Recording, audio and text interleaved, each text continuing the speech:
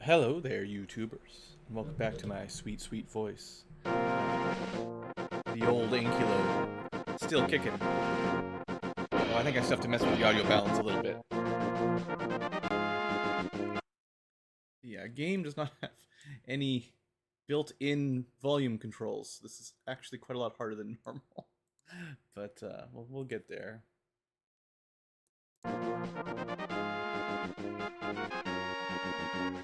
I've already turned it down like 90% and it's still loud.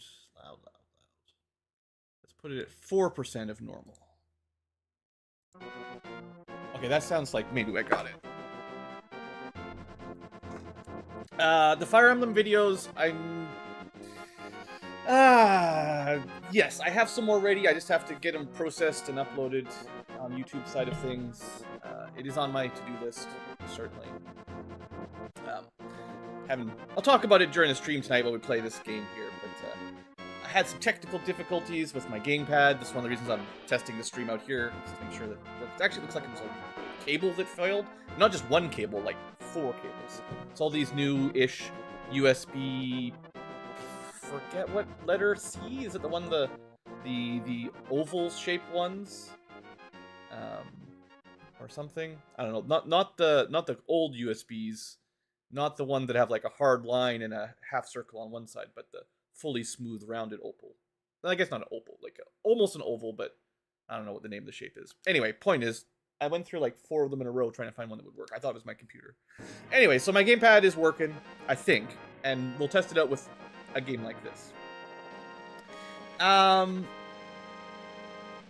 Also, hey everyone in chat showing up. Do I typically play 3 times faster than normal? I mean, not usually. I use some speed ups on some games. Depends what we're playing. If we're playing Final Fantasy 1 for the 20th time, maybe. But for tonight, we're just gonna play a roguelike. Fan-made, I mean, they stole a lot of assets, slash reused. But you know, some people actually made a pretty cool little game here. I want to show it off, so that's what we're gonna do. There was a question about if I am the guy that did some solo Thief Final Fantasy. I've done all the solo Final Fantasy 1 classes at this point, both in the Pixel Remaster and in the original, actually. Anyway, yeah, we're just gonna get going. It's been a while since I've streamed, of course. It's been life. So let's get into it. So yeah, we'll just learn as we go. I mean, if you know Zelda: Link to the Past, it's similar. You know, it's not literally playing Link to the Past, so it's not exactly the same. If you've played roguelikes, you know, you kind of know how they work. There's no meta progression or anything. This isn't like a keep beating it until you get overpowered or something, or keep trying to get overpowered. I have technically won twice, although a lot of those deaths were exactly controller issues. So if you're if you're wondering how hard this game is, it's difficult, but not as crazy hard as you might think, having 2 to 13. I'd say at least 10 of those were my gamepad stopped responding and I died. So that was pretty annoying. Doesn't mean I'm going to win every time, but that was a little unusual. And yeah, so we get to pick our sprite. I don't think it makes any difference, but I've always had better luck with Frog, so we're going with Frog. Bring in someone who really knows how to use a sword. And you get a free starter item, which we'll pick. Knowing a little bit about the game, Rupees is good. Free inventory slot, probably the best in my book. Health is, of course, helpful. Shield, this is like a rod of instant kill 20 enemies. AoE, fire damage, and get rid of curse. There's some nice items in here. I'll just take the inventory slot. It's a little boring, but it's also the simplest for me. And then you can make it harder, which I'm not going to do for this run, although you can definitely get enemies to be stronger, or shops to be more expensive, or have less inventory space if you only want 2 slots. I don't need it to be harder right now. I just need it to be fun for showing it off. But there's some cool options in here for sure. So let's get going. Hey, there's Squatch Meal. So we start off, on our way to Hyrule Castle to defeat Aghanim. One thing, I mean, I know this game fairly well, but there's a lot of neat little secrets mixed in. So you may watch me, like, push against trees or walls and stuff. It's because there's literally there's bombable walls and there's illusionary walls you can just walk right through. I don't think Link's the Past ever did that. That's actually a mechanic from Zelda 1, if I understand correctly. And there is a tutorial frog, which gives you some tips. You can light torches. You don't need a torch. You start with a sort of torch yourself, I suppose. A candle, maybe from Zelda 2. So you don't have to pick up a torch like a randomizer. You can run, sort of, but it's not like the boots. Torches open doors and stuff. Some walls are illusions. And yeah, there's a manual. So yeah, there is no, Pegasus shoes or whatever they call them in this version. But you can move a little faster by holding the run button. It's not a lot, and you don't bump or bonk or anything, but it'll get the job done. So, the beginning of every run starts the same. Find a crack in the wall and go inside. Pretty simple, right? Welcome to Hyrule Castle, sort of. And it is a procedurally generated, randomized dungeon layout with new monsters and puzzles and stuff. It does not have all of the Link to the Past mechanics. So if you're thinking all possible puzzles, like you can't pull, there's a lot of mechanics that just didn't make it in yet. Maybe they will one day, but for now it's really more of like a resource game. I would say it's more about managing bombs and health and rupees and trying to get upgrades. We also do not start with a spin attack. We might get that later, but for now all we can do is give little pokes. And you might notice, if you're really, like, it depends on, how casually you play Link to the Past. You'll notice a lot of things that are not quite right. So far, I think the number of hits to kill enemies is pretty much accurate, but it's not going to stay that way as we go through it. Luckily, there's an auto map in the top right, which is very helpful. What else is there to talk about? Well, I mean, we'll learn as we go, basically. But the goal here is to not get hit. And every now and then, I'm just going to hug some walls, because you can walk through some. If you're on kind of the outside of the map, it'll happen. Now, if you've watched... I have watched a fair number of Link to the Past randomizers. I also watched a fair number of Zelda 1 randomizers, which is pretty cool. The procedural dungeon generation is different than, like, Zelda 1 randomizers. So this... almost certainly will be a bombable wall, but there's no way to, like, tink and check with your sword like in Link to the Past. And just because it's a crack in the wall does not guarantee that there's a door there. Although I think on the first floor, the first crack you find that lines up with the horizontal center of or edge of the room is probably bombable, but that doesn't last as we get further along.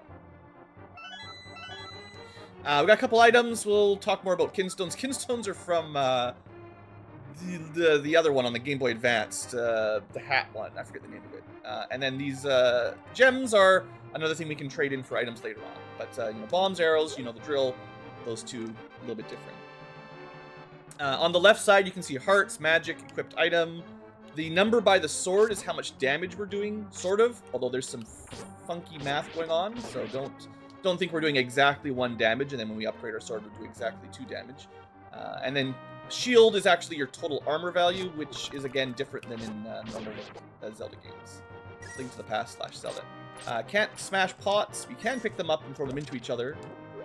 Actually, we're getting pretty good luck on money drops. We're up to almost 100 rupees on the first floor. This specific type of chest is a key chest in this hack, or this fan game. And then anything that's not that color is like a regular chest, which could be cursed. I don't think key chests are ever cursed, but the other ones sometimes just decide... Like this, I would say, is suspicious. Probably one of them is cursed, and that'll be fun to show off anyway. Some curses can completely ruin your run, so look forward to that if we get really lucky. So unfortunately, I went from 6 bombs, which is really lucky. We had a lot of bombs on the first level. But you can only carry 8, so I just deleted 3 or something, whatever number that was. And then we got another attack item, fire orbs. So good thing we didn't start with fire orbs. We just got some for free. No big deal. And that's the loop. You'll find as the procedural dungeons, there's every time you find a key lock door, there will almost always be either a shutter door that closes behind you, or a loop like this where the game expects you to kind of do a trip around the dungeon, get a key, and then leads you directly back, kind of Skyrim style, to a locked door. It's procedural generated, but it's not like fully crazy randomized or anything. It's sensible and is designed for fun, but convenience and stuff. So anyway, good first floor. I did find 1 secret wall. There could be others. I have a lot of bombs, but I do think usually the first couple floors are pretty small. There's not as many secrets, so save the bombs for later. It really sucks to run out when you find some very obvious bomb doors that you need. Hey, look! Credit card, or a coupon. Those aren't the best, but this does mean if we find a shop, we can get a free piece of food or something. I'm also pretty sure there's never any enemies in the first room on a new floor. I think this is one of the rules we've noticed. So yeah, there's a key door down there, which we don't have a key for. So chances are this loop will end up... Well, actually, now that I think about it, there is no second way into this room. Maybe we should kill the snake. And as usual in Zelda, all the names of enemies is dumb. Snakes are ropes, of course. And yeah, the frog is from Chrono Trigger. And you rats? I do think the AI movement is a little bit more erratic than Link to the Past. Not to say I never get hit in Link to the Past. This will be the key door. So we're gonna go left, do a loop. We'll come up with a key. You watch. I guarantee it. Oh man, we got super lucky. Oh yeah. We don't have quite enough money, but we're definitely buying a new sword. That is twice as powerful, sort of. It's not actually twice as powerful, but 2 is bigger than 1. But it doesn't actually do double damage, but you'll see. Also, the bomb bag. So now I have a bag that saves me an inventory slot, and I can hold 16. So if I find another chest with bombs in it, I don't just throw them on the ground and delete them. So that's really, really nice, honestly. Two really good permanent upgrades. Also, a nice thing that won't matter very likely, but this is a charging station. I think this is another one from one of the other Zelda games. I think it's the one with the Kinstones again, but it's actually, was it Link Between Worlds? There's a couple different ones where there's like, you can spend magic power to charge up reusable wands and stuff. And I'm just gonna die by wandering into Snake while I'm talking to you guys. So I gotta play smart here. Can't read chat too much until I'm done clearing the room. Killing guards in 2 hits, although the bombs, the pots do a little bit of extra damage. So this is likely a bombable door, but not guaranteed. And I mean, I got the bomb back at least. And I mean, I'm just gonna double check because I am definitely on the left side of the map. You know, it's possible I could walk through just an illusionary wall there, but no luck. Well, we said there's curses. So for now, anything we pick up on the ground from rupees are worth 0, so try not to pick them up and collect 9 hearts to remove it. That sucks. So, pretty bad curse. Pretty bad curse. The good news is I got a bit of money early on and got the sword upgrade. I find your run is sort of decided early on if you're going to have a good time or not. If you get a sword upgrade or 2 early on, maybe some bombs and stuff, you'll probably have a good time. If you do not get any weapon upgrades at all, you're going to have a bad time. So I really need some hearts. And I should stop. I have to condition myself to stop picking up rupees, which is difficult. Anyway, there's the shutter door. We did pick up 1 key on the route, and that leads us right back here. So that's pretty much the standard dungeon layout. There's also those blue-red orbs, like in Link to the Past. They generally follow a similar logic, where you'll find a path that's blocked by one of those orange or blue platforms, and you'll do a loop to find the switch that turns it the right direction, and then you'll come back to the room that leads you on. This would be nice to pick up. Food bag. It's another one of these items that frees up an inventory slot, and you can put a bunch of food in it. And Ring of Health. Maybe. If I had the money, I might buy it. It lets me turn magic into hearts, basically. which I don't know if that actually counts. You know, it might count for the curse. The trouble is there's no way to get money with that curse, so I can't buy that to use it to get rid of the curse. Some of the curses are just, might as well just restart your game almost. I mean, there's still a reasonable chance we'll win, but unfortunately that was a pretty rough early pull. We got the good luck sword, but we did, 2 hearts, that's good.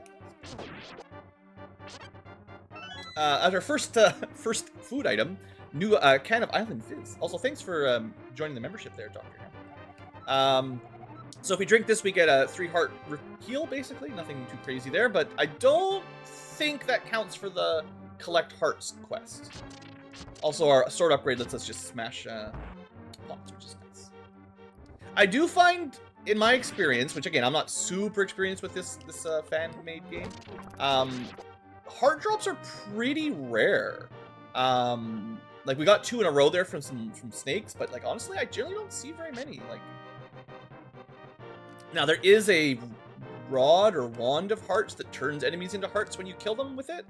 That would work great right now, but sadly, that could be a bombable wall. Come on. The bats, I think, are definitely faster than normal. They start flying around, I believe, in less time than in Link to the Past. And the lighting, oh yeah, wait till you see some of the dark rooms with like the fire orbs and stuff. The modern lighting filters and stuff are just so nice. Oh, hey, look! Yay, we got nothing. So, I mean, the heart is still good.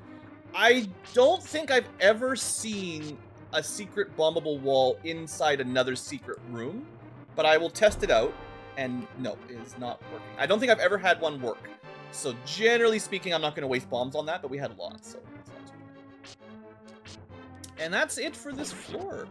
There was a shop, but I can't get money. I have no money. At least our hearts are filled up. This guy, if we had a blue kinstone rather than a green one, we could get some treasure out of it. But unfortunately, we can't go backwards like most roguelikes, so that is gone forever. And I generally wouldn't recommend. If we find anything better, I'm dropping the arrows and the kinstone right away, because they are most likely going to do nothing for a very long time. And here we are on the 3rd floor. This is where I would generally say you need at least 1 sword upgrade, because the enemies start getting too strong. Unless you're really, really good at combat. But oh yeah, we'll talk to some people. Hey, I remember you. Didn't I give you a bottle once? I believe, yeah, this is supposed to happen after the story of Link to the Past. So, you know, this is the hobo guy that lives under the bridge. Famous for randomizers giving you coins or rupees. Oh, and I couldn't even see the bats there. I was looking at my map. So we are on the top edge of the map, which means there won't, as far as I'm aware anyway, there won't be any secret walls on the north side or the top of this room, because it'd be off limits. I don't think anywhere in the game lets you go off the grid of the map. 13 sons at home: Marky, Ricky, Danny, Terry, Mikey, Davey, Timmy, Tommy, Joey, Robbie. I mean, I've heard worse names. Hope they're okay. Oh, good. These guys are a little bit stronger than normal guys. The black armor guys on this floor definitely have a health upgrade. That's why everything's taking more damage to kill than before. And actually, seeing as we have no armor upgrade, armor or damage is not calculated in half hearts anymore. It goes down to quarter, eighth, and even 16th hearts, I think. So the amount of armor you have versus the strength of the enemy you're fighting can make all kinds of weird fractional damage to your hearts. So it does matter. Pots, I believe, generally do 2 sword hits worth of damage. At least that's what it was in the original game, but I gotta stop picking up coins. I think I've been picking up a lot of rupees that I should leave on the ground and hope that my curse wears off before I go back to them. Then I have to remember to go back to them, and yeah, this is what I mean. Like, some of these curses just suck. Even if you can get rid of the curse, to play smartly really slows everything down. Like, and I could pick up some of the magic, but in theory, there's 20 rupees in here that I should try to come back for if I ever get rid of the curse. So if you watch me play suboptimally, it's just because it's hard to keep track of everything. And we did get the key, and we did go through a shutter door. So this is all. In fact, I think if you know the routine, the scripting, you probably would know that there's nothing progression-wise in any of these side doors, because they're just going to lead you to dead ends. It doesn't mean you couldn't find a secret wall or some treasure, and like a roguelike, generally, in my experience, try to clear as much as you can before you move forward. But that was guaranteed to lead us back to a key door at some point. Or actually, maybe not. Maybe there's the key. How do I get there? Was there another loop I missed? Yeah, I missed this one. There are some items like map and compass that will help with navigating, of course. And sometimes I'm just dense. There's, again, a pretty good chance that's a bomb wall. They don't have to line up to these kind of arbitrary middle of a room sort of lines like that. You can definitely have doors that are, you know, to the left up in a corner, and therefore you can also have secret walls that are like, technically this could be the bombable spot. But most of the time they follow the logic of center of the room. Or center of the room if there was a center. Yeah, so blue and a red kinstone, not great. There is kind of a hierarchy of kinstones. Greens are the worst, blues are better, reds are better than that, golds are better than that in terms of the rewards you can get off of them. But I have had plenty of runs where I pick a couple of these up early game and just hold on to them until the last level and never find the right kinstone to match them. So they just take up an inventory slot forever. Now, we got a little bit lucky. Greens are definitely most common though, so. I think if you get far enough, there's at least one guaranteed gold kinstone stand. So if you bring one of those along, you might do all right. Quartz gemstone's the worst kind of gemstone. Magic refill. I'm out of inventory space at this point, so I'm just going to use it. Sheesh. I'm getting crushed by my curse. So this is Paizo. He's got a friend who lives in the rebel village. She's ill, so we deliver a letter. This is just a fun little fetch quest. It basically is just like attacks in your inventory until you get to the 6th floor. Sheesh, I don't know what to drop even really at this point. I'm just going to leave this on the ground for now. I might pick it up if I get some more inventory slots. But yeah, we've lost, like, I would hazard a guess we're up to about 200 rupees lost by the curse at this point, give or take. Which is pretty brutal, because that's like...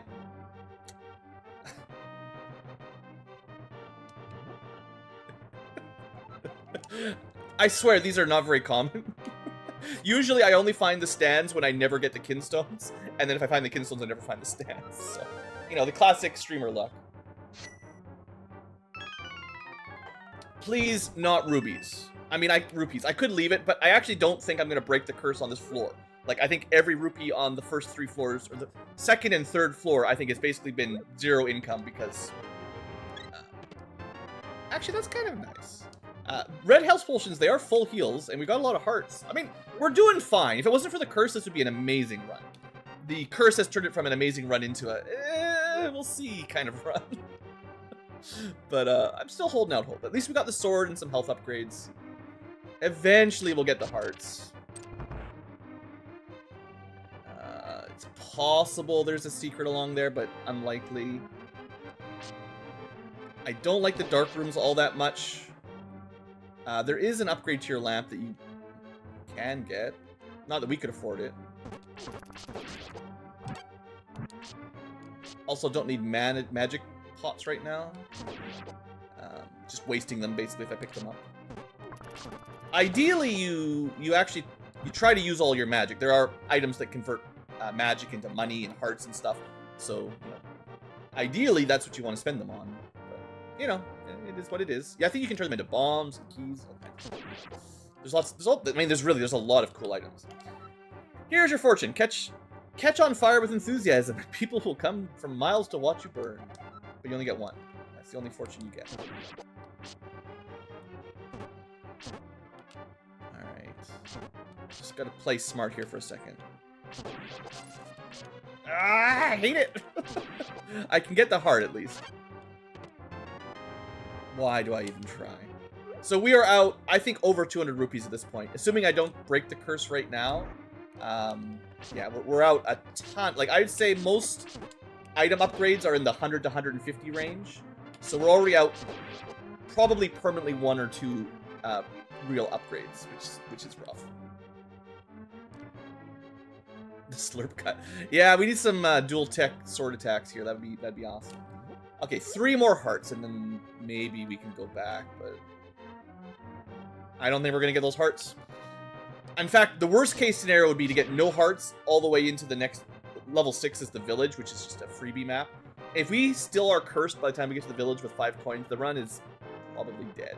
So we really, really want to get rid of that curse quickly, but there's not, other than clearing all the rooms, I don't think there's anything I can do to make sure.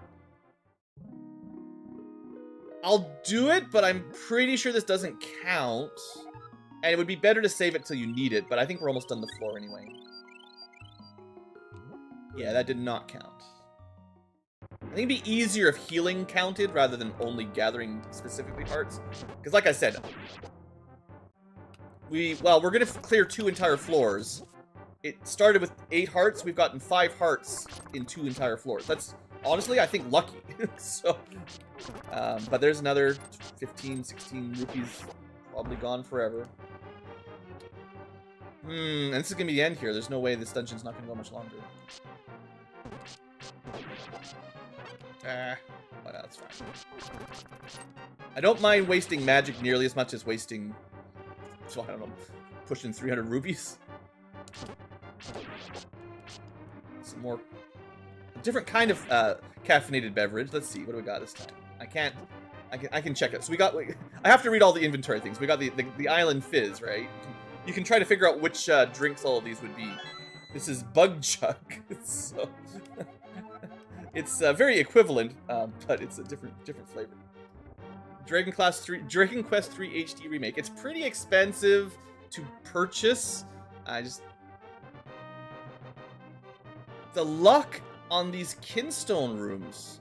Anyway, there's all the other ones that aren't blue. We might as well go pick up the red one before we leave, I guess.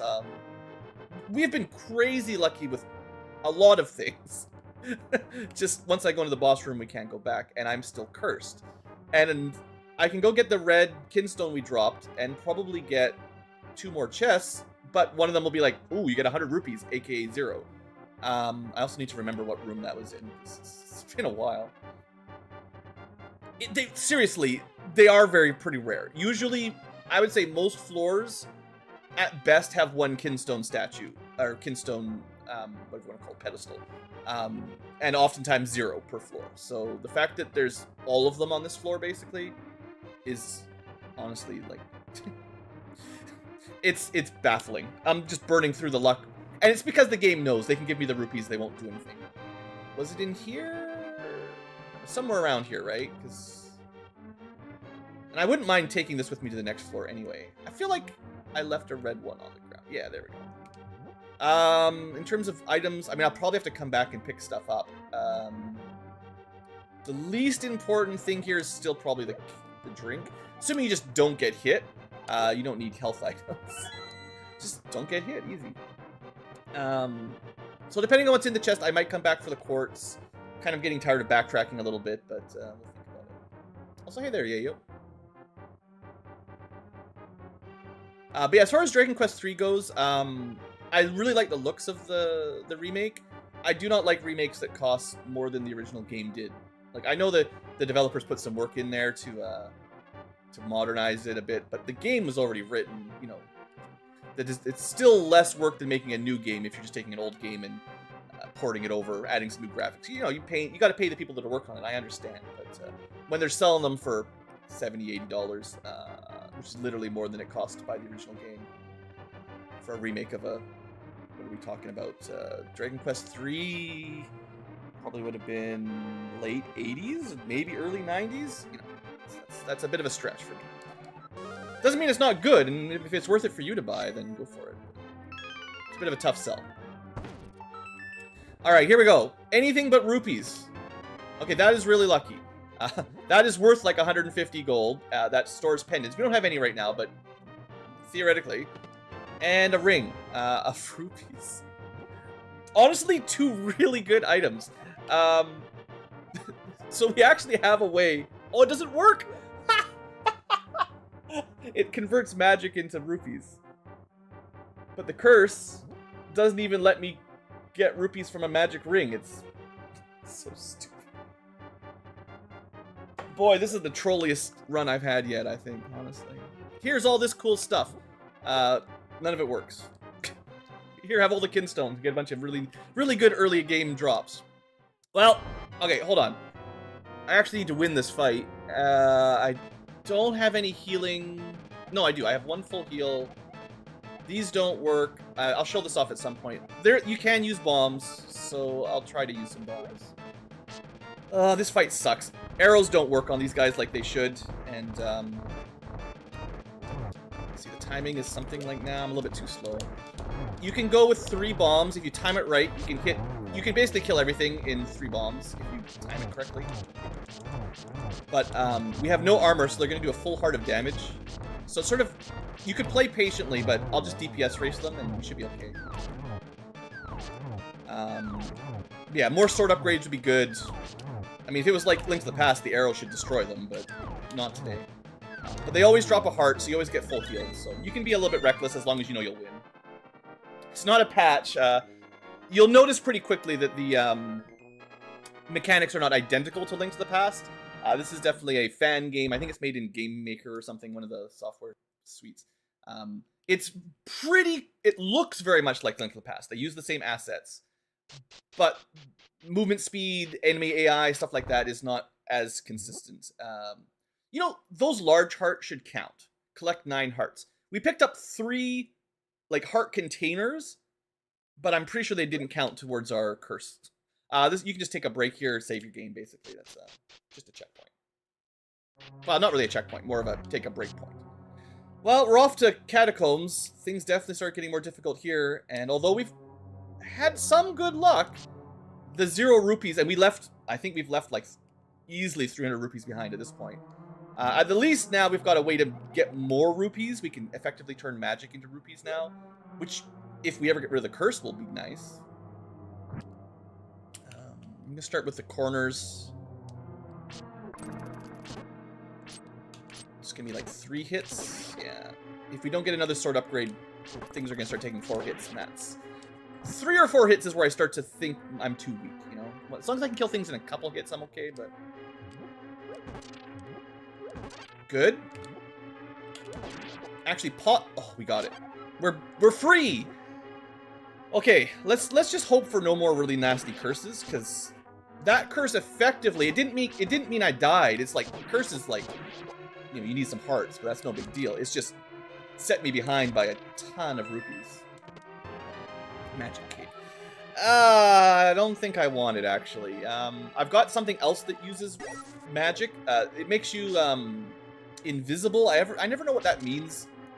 You know, it depends on how enemies are programmed. I don't know if you're like invincible.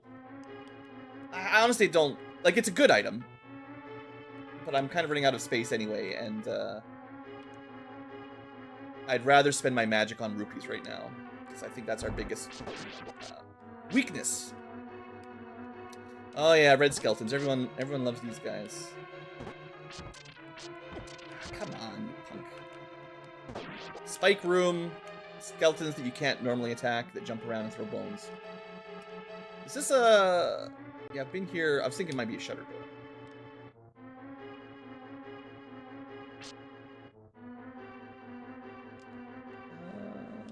I'm just going to check this one too. Yeah, just making sure my path. Sometimes, you know, the rooms are blocked off in the middle. There should be secret to everyone. There should be some rooms where you just burn a shrub and get some money for it. That'd be nice.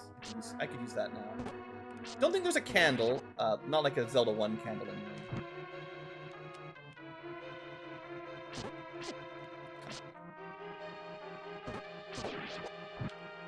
Okay, that was nothing. That's going to be... So I'm gonna guess that behind this door there's one locked door to the north or something like that, and then a loop to the right that takes us to the shutter. We'll see if my predictions are correct. There's definitely some bats. Well, there's a door in every direction. It's not quite what I predicted. But let me just see if there's a locked door. Come on, I had my sword up. That's supposed to block projectiles like that. I'm actually not sure if it works in this... Yeah, it totally works. like I think the hitboxes aren't quite identical to the original game, so either I'm just rusty or I guess I already have a key. Interestingly enough, there could be a double key lock. Anyway, I'm very confident that regardless of what route we take, we need to do the loop first. So let's do the loop first. Hey, there we go. Now we're talking. Another loop door. Interesting. But I really need like a sword upgrade or some armor. Something is lacking at this point. Or just get good, you know, that's the other thing. Trying to check for cracks and stuff, it's much harder in the dark. I think they can put them bombable walls behind the spikes too if they want. Was that a torch? No.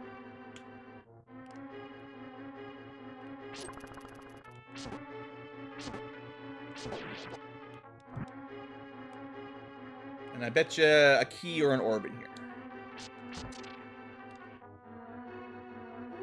Well, no, that can't even be a secret. Yeah. It's hiding. Alright, that's one shutter door. So there'll certainly be... There's exactly as many keys as there are locked doors in each level, unless you buy an extra spare key, which just lets you save a little bit of time, I guess. But yeah, it's not random in that sense where there's like... I hate you, game. I mean, okay, if there's only one pedestal and green is the least important, then that's fair. But the only way it makes sense now is if they put the green kinstone pedestal, but don't give us any kinstones. Or give us every other color besides green. Then I know the game is working properly. But if we keep getting the actual correct ones, I'll make a phone call to Mr. Nintendo. Okay, so I think I finished everything in the top left section. Now we just need to go back through here.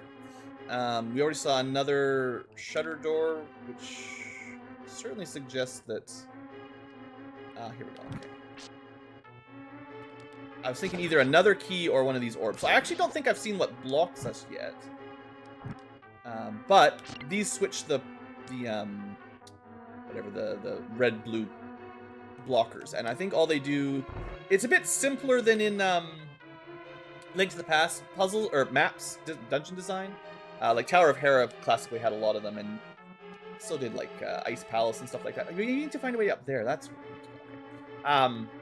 It's basically just there's one blocker and one switch that opens it, so it's more like a gate.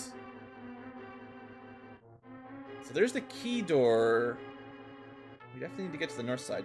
Yeah, around floor 4, the maps are getting much larger at this point. They start pretty small, but they grow quick. Yeah, this is the one.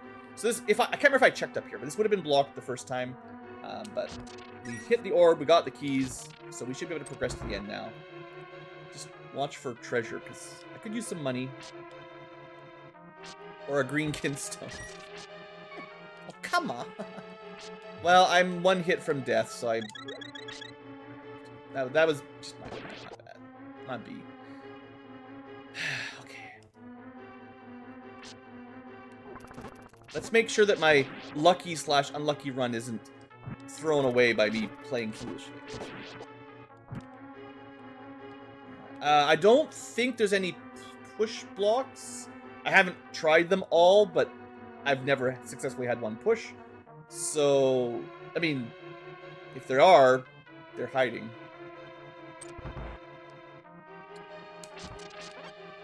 Didn't need that, of course.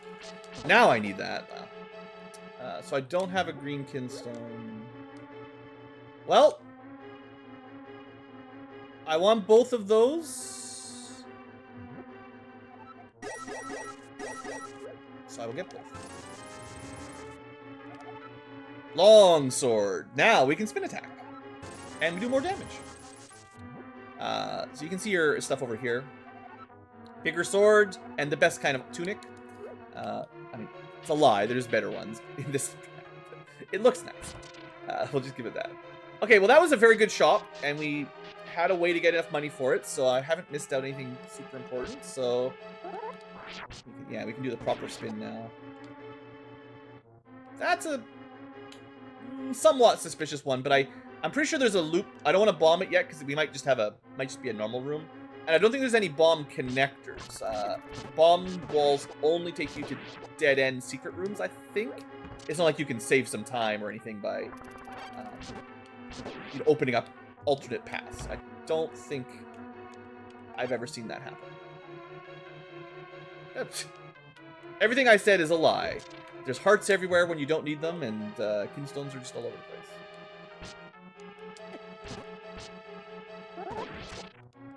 Yeah, our swords, we're caught up in the damage curve right now, so we're doing just fine for killing stuff. Just don't walk into them, you'll be fine. Yeah, these are just monster closets, basically. Traps you in there until you kill all the enemies. You know roguelikes, right? I don't have to explain that. If this stone you stop to read, the corpse below on you will feed. I don't think there's any hints. Not any real hints, anyway. Okay, you know what? This is a good opportunity to show off this. I don't need to, but... there you go. I mean, honestly, we got some good money out of it. I don't think it changes the drops, but it does... Anything susceptible to fire gets blasted. That cannot be a secret wall. There can't be a secret wall there. This is one of the sides of the walls where I was like, maybe we should try to bomb it, but seeing as there's a path here, definitely no use wasting a bomb. These rats are so speedy. I just guessed, but I guessed correctly. Good news, we have another inventory slot. Secrets. You must think I'm cheating, but no, the seeds are randomized. I've never played this seed before. Blue. There's no hearts. Tons of hearts. There's no kinstones. Tons of kinstones. Oh yeah, we even killed the glow orbs. The lighting effects. All right. Well, I'm feeling much better. Could be bombable, but I'm down to 3 bombs, so I don't like wasting them now unless I'm pretty sure. Probably not. I mean, Ring of Bombs is good. We could buy it. It competes with the Ring of Rupees, because it's 2 different things that do spend magic, but... Usually I don't run out of bombs around the... Like, it's the early game, like, until I get to the first town. Usually, that's the only time I really run low on bombs. That's a really discount bow, too. That's possibly the minimum bow price, so I gotta buy it. And I'd rather just buy 25, or buy 8 bombs anyway. Then, I think, honestly, 8 bombs is a better deal for 25 rupees than 105 rupees to take an inventory slot, and probably you won't even use it 8 times anyway, right? So, I'm going to spend 1 bomb here just because I thought it looked a little suspicious, but it's probably not going to do anything. Yeah, I think we're doing good. I got the sword upgrade, I got an armor upgrade. I'm missing a shield upgrade and a glove upgrade. Those are the only 2 that I hope to find probably before the town. But yeah, we're doing okay. We're turning things around. Also, I like this map a lot more because it's a lot easier to see what's going on. There is an expanded map if you like that, and there's some options. Not like it makes too much of a difference. Ooh. Oh, CRT effects. I think crit effects. No, it's not. It's not for crits. It's for CRTs. I can't scan. I cannot stand scan lines, so I will not be doing it. Hey, give me my burger back. Oh yeah, I didn't read the burger. Replenishes 6 hearts. It's a big burger. And these guys can't leave the water. Poor little water bugs.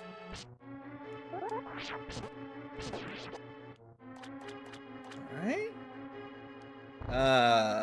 Bubble. Or what are they called? Jellies or something? Am I going to stream more than 1 run? Depends on how long it takes. I mean, if I died right now, I'd start over, but... just depends on the time. I think a run can take probably between 1 and 2 hours, depending on... Well, assuming you make it near the end. And how thorough you are. Crabs. So glad I've got the spin attack. These guys are pretty erratic in their movements. Good. Okay, nothing to the right. Yeah, I'm feeling really strong right now. With lots of hearts, a little bit of armor upgrade, 2 sword upgrades. Yeah. Quite well so far. Now that I'm no longer cursed. I guess I'll take one of these. So these technically make us profit just a little. I did do some testing. If you've got an item that turns magic into money, like this specific ring, potions, I think it depends on the exact price, but I believe a full bar of magic can be used 10 or 11 times, and you get 10 rupees per use. So you would get a little more than 85 if I used it. But if you really try to min-max, there are some pendants that make it more efficient. So remember that, and maybe I'll come back if I can afford it. But right now it wouldn't be worth it, because I'd spend all the money to buy it, and it wouldn't profit us much. But we might get the green jumping bugs. These guys are punks too. I guess you could think of those little like the small mana pot drops. Those are almost as equivalent to a 10 rupees right now. Hey, give me that back. It's not quite 10, but it's close. Maybe it's more like 5 or something. But... Okay. So, we haven't found any non-cracked bombable walls yet. Because I don't generally like to waste bombs just experimenting. I'm going to try this room only because it's shaped a little funny and it kind of looks like a finger is pointing down. So, we'll give it a try. Sometimes there's a little context hint. I hate this game. I hate this game. I mean, it was at least hidden behind a non-cracked wall. We don't have any. I mean, this is classic. We'll never see another green kinstone again at this point. But... Hey, dead guy. That's the spirit. Now we get the wrong colors. I'm always suspicious of these internal unexplored rooms. Enough that I will often go back at the end of the level to just double check. Like, yeah, maybe. Now that we know, and that didn't work. But I don't know if it's any more likely than any other wall to be a secret, or just, this was my bad, I forgot there was a way over here. One for... well. We'll go do that then. So, remember how I was like, that green potion just over here technically makes us money. Well, might as well use it, I guess. Now it's free. So it really does make us money. Alright. What a silly game. It still might have been better to wait to see on the off chance if I get one of the pendants that makes magic more efficient. There was just doors over here. Yeah. The ice rod is tempting, actually. I don't have an inventory slot. I mean, I'm carrying this bow around. I don't have any bows. Or, I can't shoot any bows out of my bow. The next level is the town, though. So showing up to the town with lots of money is good. And, I mean, that's a decent price on bombs, but I don't really need them. And that's a pretty good price on the ice rod. Which is very good for killing stuff in one shot. But it has no extra effect, like it doesn't turn them into hearts or rupees or bombs. And I have other plans for my money. They generally circle around damage, swords and gloves and stuff. Permanent passive upgrades rather than one-time or number of limited charge uses. I can really...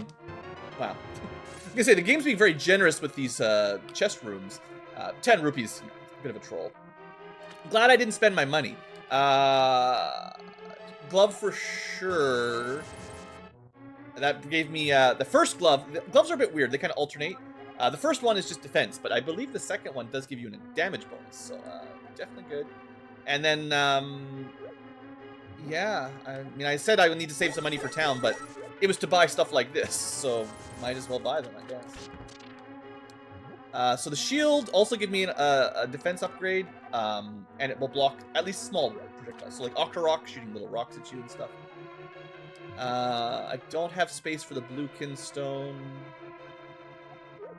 You know what? Do I trust my combat enough I think I ditched these.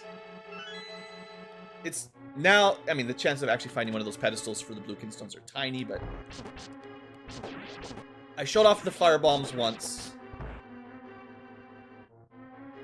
This is a suspicious room. I think I've gotten a little lost, actually. I have 2 keys. I actually definitely feel like it's harder to navigate while I'm commentating. So give me a second here while I regain my bearings. We're doing all right. We're doing all right. Hey. Excuse me. That almost never happens. I actually lost some rupees there. Usually, I think he only holds 1 item. As long as you kill him before he steals 2 items, you're fine. But I think it overwrites past items, so you gotta kill him kind of quick. You can, of course, cut the vines. Classic.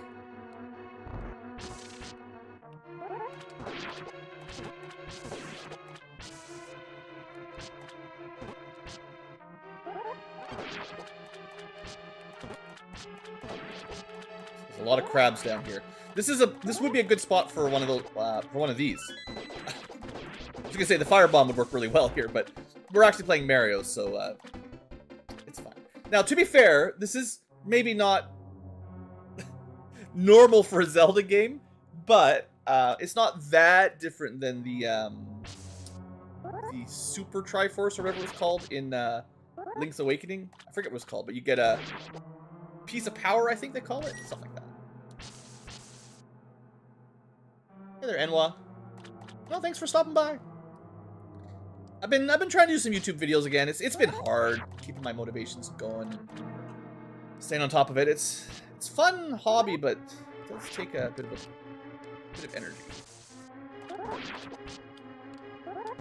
right, there we go.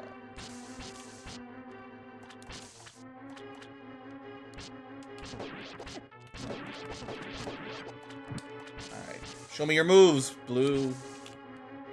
Don't get hit. I swear, it's something about the rats. They're too fast. I always get hit by them. Yeah, I've been doing this for a while. I mean, I've taken some breaks, but we have been streaming and recording for quite a while on this channel. That's got to be like 20 YouTube updates since I started. Total site redesigns. This is a really big floor. I mean, we're on floor 5, so we're getting a bit, almost halfway through approximately. It makes some sense, but yeah, this is a very large floor.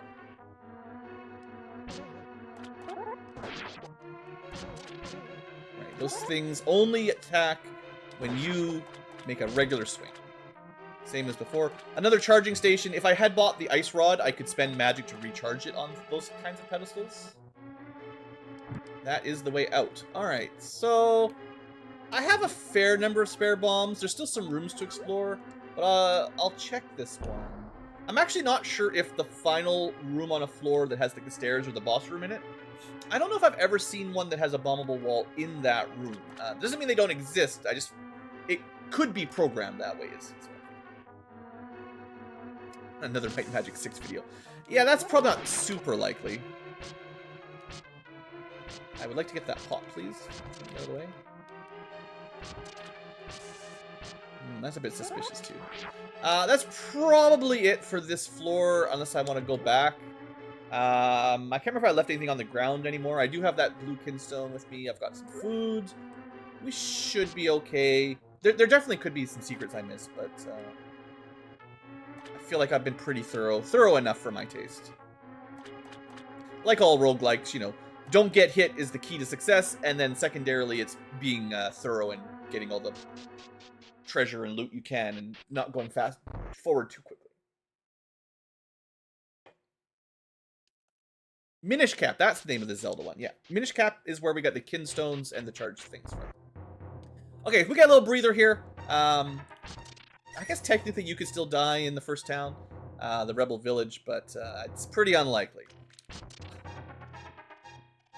this map is not randomized. The 2 towns are preset maps. As far as I know, like, they're still different.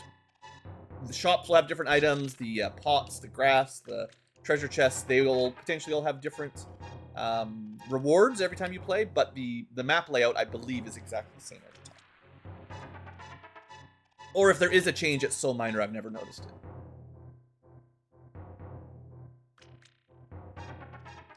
When my controller was flaking out the last couple weeks, I fell in those pits like 5 times trying to get through that room. So that's because it would do this thing where I would let go of a button, but it would keep moving, and it was really, really hard to play. I thought it was the game. I didn't think it was my controller. I thought it was just bad programming.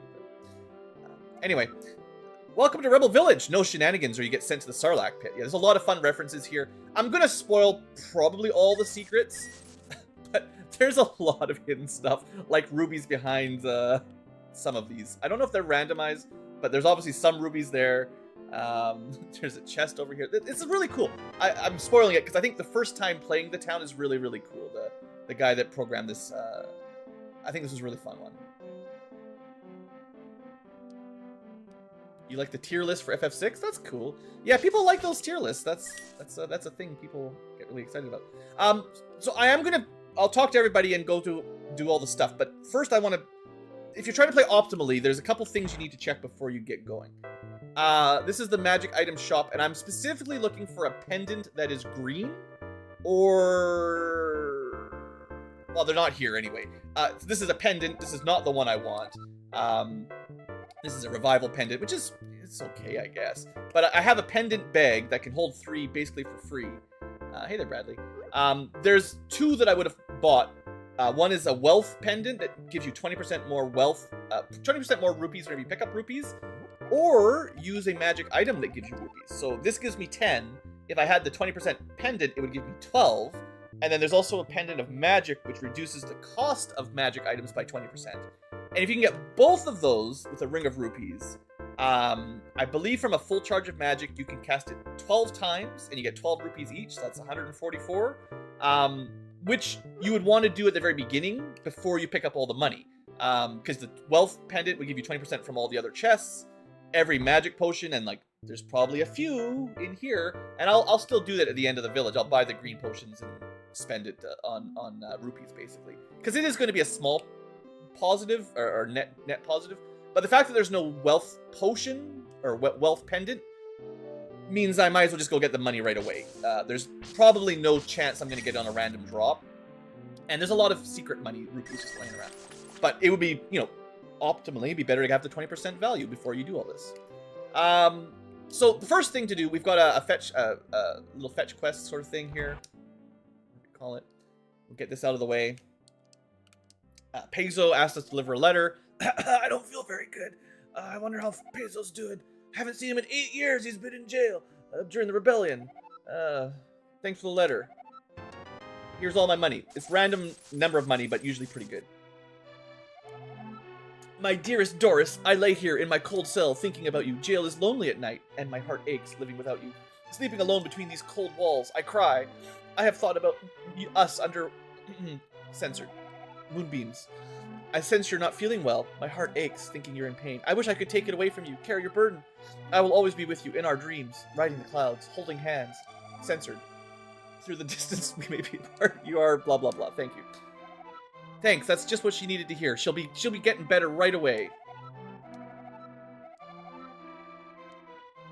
And she's dead. That's literally it. She had a picture of him on the wall behind her. We deliver the letter and she dies. Way better than most Zelda games. Also, thanks for the nice comment there, Chris. I appreciate it. I really appreciate the longtime viewers that enjoy the content. I didn't know how the channel would do when I started. It was just a hobby, experimental project thing, and it's done really well. It's been lots of fun. So yeah, I'm just gonna check all the doors. I will talk to everybody just for you guys. Might as well see all the content. Have you seen the weird tree by the bridge? Actually, I skipped that. I should go show you that off. We're just looting everybody's house. Yeah, I'll drop those off somewhere because they're not gonna do anything right now. Another gemstone. We got 2 right now. The weird tree guy is over here. It's just some sort of weird tree. Probably nothing to do with him. Free bomb? That's always good. Welcome to the library. Instructions are on the sign. Book of Gems. There are 10 known gem types. Here's a list. Quartz, topaz, turquoise, citrine, amethyst, jade, diamond, ruby, sapphire, opal. Opals are the best, and you trade them at Zoropons. We haven't seen one of those yet, but we get items. And I will... Instructions are on the sign. Shh. That's it. You got one instruction. There you go. Some more hidden rupees. We'll probably come out of this with... Well, we don't have the wealth pendant, but I'd say most runs in Kakariko Village, you probably end up with... I'm going to say around 600 to 800 rupees, depending on luck, mostly. But we have a lot of stuff to shop on, so you'll see. The name's Cowpoke Billy, fastest kid in town. Well, I used to be the fastest. I broke my leg trying to outrun someone. If you remember Link to the Past, there's this red shirt kid with the red hat in town, and he always boots away from you until you get the Pegasus shoes to catch him. I don't think he does anything, he just calls the guards or something. Check out my new sword! Yeah. I'll get into all these rooms. Just looking for money right now. Before the king died, he hid his fortune behind the door. I heard he buried himself with the key. I wonder how much treasure's in there.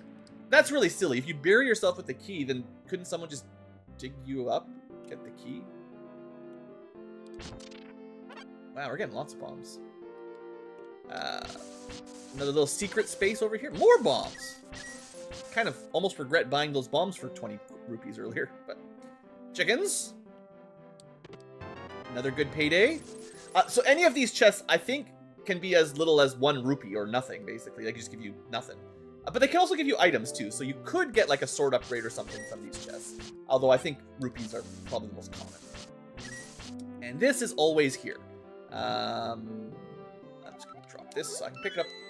That happens more often than I'd like. We got the classic Old Donut Diet book. Probably from the library. This is our fetch quest. But first we're going to go to the desert. Now, I got really lucky when one of my first runs, I had a pendant of secrets that makes a little jingle jangle when you enter a room that has a secret bombable wall. Now, if you're looking here, I'm going to test your 2D roguelike Zelda skills, you guys. Assuming you've never played this specific game. There's a bombable wall somewhere in this room. This L-shaped room. Can you possibly guess where it would be? Don't worry, I'm not going to leave you hanging for too long. It's between the 2 cacti with a skull pointing at it. Fairly obvious. You can get random stuff in here, too. We got garbage, so that's unfortunate. You can definitely get rupees or gems and stuff in there that are way better. I'm looking for my contact lens. Let me know if you find it. I've never heard anything about that. So probably nothing. Most of the villagers just ramble. Ah, Link, nice to see you again. Oh, you're on a quest to defeat Aganim. Aganim? Yeah, Aganim. Anyway, yeah, he's a rascal. Thought we already killed him once or twice, or a dozen times. Hope you can manage. He's got a lot of new powers since our last encounter, so make sure you equip yourself well. I'll give you something that can help on your journey. We'll pick this up before we leave. Oh, you have to throw it into a special place down in the dwarving town. Sure. Sorry, I skipped a little bit of that. Anyway, this stuff is all pretty much the same every time, so that item is always there, even if the chests are random. We always get that pendant, and you just... It's like the letter. It just occupies the inventory space until you get to the correct town. We did see this chest earlier, so tiny little bit of money there. Not too bad. No hobos under the bridge this time around. I don't think there's any more secrets like that. So let's do our fetch quest. No, before we finish the fetch quest, I'm going to move some items around here quick. There's one more room with treasure in it, and we got to deal with our chickens. Chickens! There is a reason to pick up the chickens. They can drop eggs. And that's just a normal egg, so it just gives you some hearts. But there's other things. We probably won't be so lucky to see one, but you can, in fact, get a golden egg that's worth 200 rupees. So, oh, wow. Rip-off. Ugh, where am I? Can you make this room stop spinning? Is Josie still here? I told her I loved her. Or was that Fiona? Yeah. Important storyline. Please check up on me once in a while. He's a bit of a drunkard. So we're getting a lot of food items, which is a little bit unfortunate. Not really what I want. Some arrows. That's not the worst. And then this is the way out. So don't go here till you're done. But we'll be back there once we're done the town, which honestly, I'm about halfway through. So this is our first Zora Pond. I will be doing some Zora Ponding here, but first I need to make some inventory space. So I'll just leave those gems there for later. I'll talk to you guys about how that works once I go back. It's probably the more complicated part of the game. You can just throw gems in randomly and see what you get, but there's a chart. So anyway, let's go do our fetch quest, and then I'll do all the rest of the shopping. Maybe we even do some gambling. I know everyone loves the gambling mini games, and there's a couple actually. Oh, where'd you find that book? It was missing. Thanks for returning it. Here's an item. Hey, it's the mirror. That's really important. That's like a key item, right? And all the randomizers, you need that to do your cool Dark World to Light World checks. On the other hand, there's this room that I didn't check.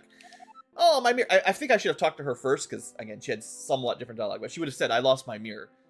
It's a reference to Zelda 2. There's a lady in one of the towns, I think the third town. I forget the name of the weird names for those towns back then. Technically, they're all the same name of the sages from Ocarina of Time. But anyway, weird Zelda lore. Yeah, there's a mirror. Maybe it was the fourth town. One of the towns anyway, there's a mirror missing. And you find it, you bring it back, and they teach you a new magic spell. But we don't get a new magic spell. We get a mushroom. So, enjoy your mushroom. Who wants mushrooms? You could probably guess. It's the same as normal Link to the Past. You just go to the witch. Oh, you got a mushroom! Here, have a magic powder. Well, that's classic. Thanks for the mushroom. So, that trade-in is very much what you'd expect. What do you do with a magic powder, though? Can you turn anti-fairies into fairies? Can you turn electric eels into weird glitches? No. I think all you can do is turn a tree into a little dude. What happened? All I remember is being chased by a wizard. He cornered me and zapped me with his wand, and then I blacked out. Oh, what's this? I have some kind of medallion. I don't remember what it's for, but I'll trade it for the magic bag. The magic bag full of magic powder. Alright, we got the, was that Ether or something? I never remember what all the names are. Quake, Ether, and Bombos. Pretty sure that's Ether. I think. I could be totally wrong. Don't quote me. Oh, also, we can check the chicken. We can get an ocarina or a flute. Did you know about the bird? Everybody knows about the bird. Bird's the word. Bird, bird, bird. Let's not go down that line too far, but there's a little symbol here. Here lies the great king of Hyrule. Very simple little quest here. No big deal. Don't think you need to walk through to figure those out. Ah, what's all this ruckus? Can't a dead king get any peace and quiet around here? Ah, my medallion. Where'd you find that? Some guy stole it from me before I died, so I had my wizard turn him into a tree. So, maybe not the best king. Can I have my medallion? I'll give you the key. Sure. Not like he could stop us from digging up the key that he's buried with either way. Did he get the hero medal? I hope so. No, I'd like to get the auto crits. Anyway, here's the key. Have fun. All right. I do have inventory to pick this up.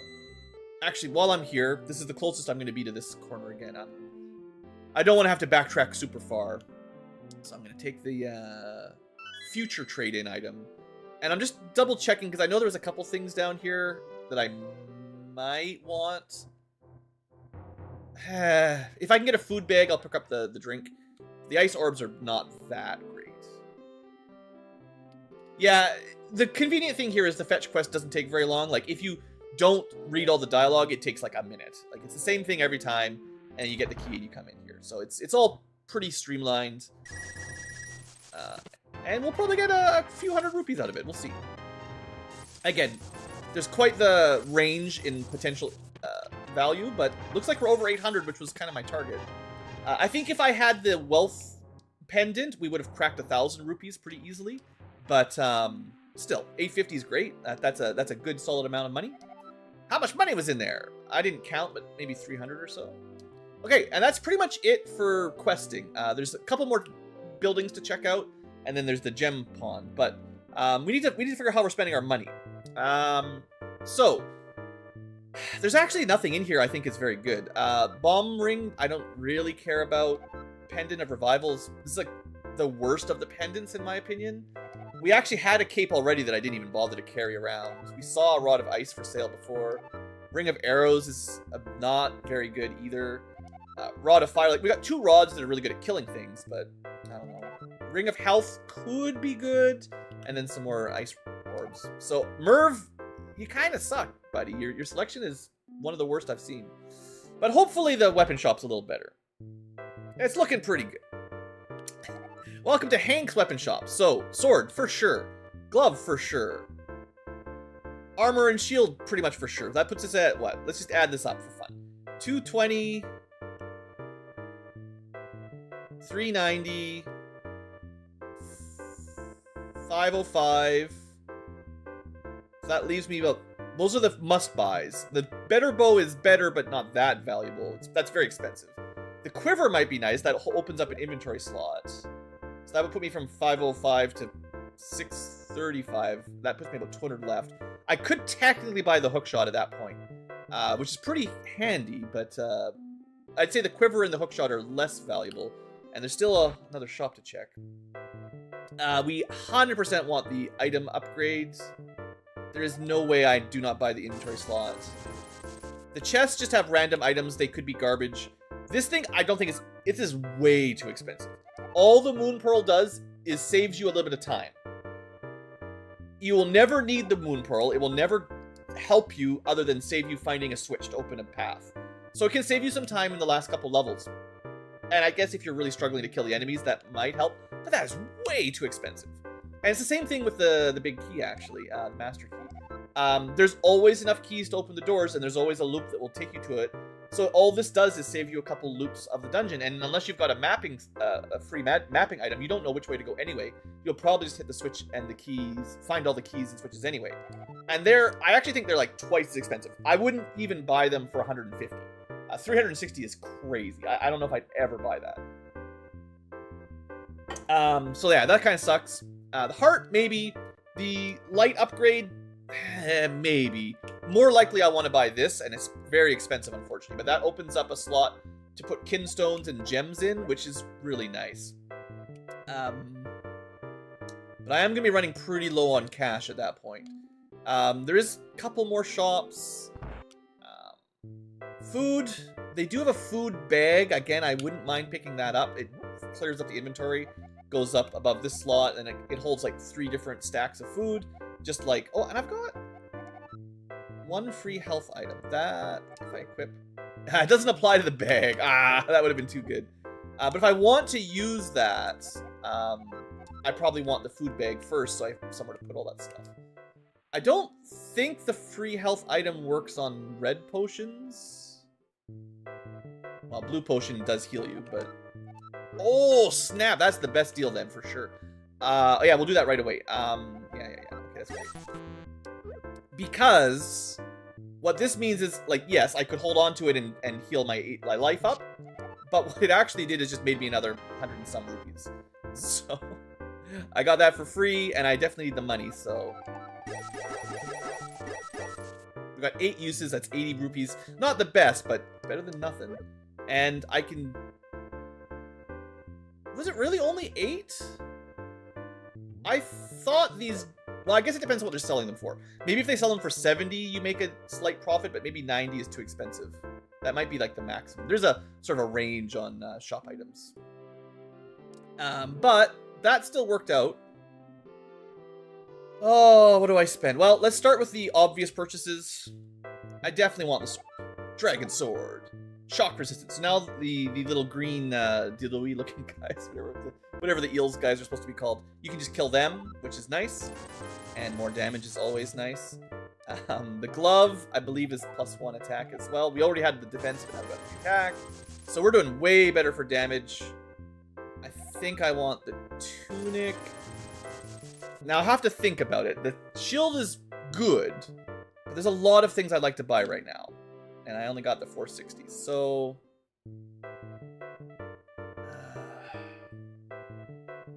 I mean, we could gamble on chests that could make us money. I think This is really expensive, but I think I'll be happier having that. And it might even buy the food bag as well. This is not what I was thinking I was going to spend all the money on. The arrow quiver would be good. I do have a bow. The bow upgrade is nice, but it's not mandatory by any means.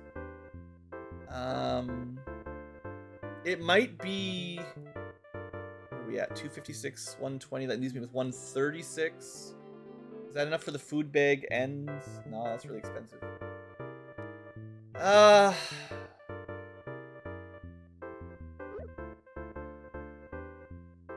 don't think I'm going to buy another bag right now. Hopefully we find a food bag later on. But I'm going to spend the rest of my money on... maybe like the shield and the quiver. I'll have lots of inventory space right now, but... I'm definitely missing a couple things here, unfortunately.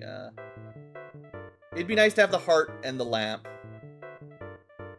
But I don't think there's any way to make the money right now. I think I've tapped out pretty much all my options. We did not get very many gems, so we're not going to get much from the Zora trading game. I mean, I could go do that first. Sometimes you get lucky and the gems you have. I'll just because it's part of the decision-making process. I always do the gems last, but I should probably do them before I spend all my rupees. But we only have one trade possible. This is Aquamarine plus Topaz, I think. So I'm just going to look up my chart. You can find this on the game's Discord. I mean, I might as well just throw them in to some point, but I want to look up what they do first, because if it's garbage, there's no point throwing them in anyway. There's also a couple ways to do it, but yeah, there's a little chart here. So I'm not going to share it with you guys, but you just trust me. Turquoise plus citrine, that's technically the name for those two. It actually gives you rupees. Probably not very much, because they're pretty low tier gems. So I could hold on to them and hope that I find better combinations later. But, I mean, might as well use them while we're in town.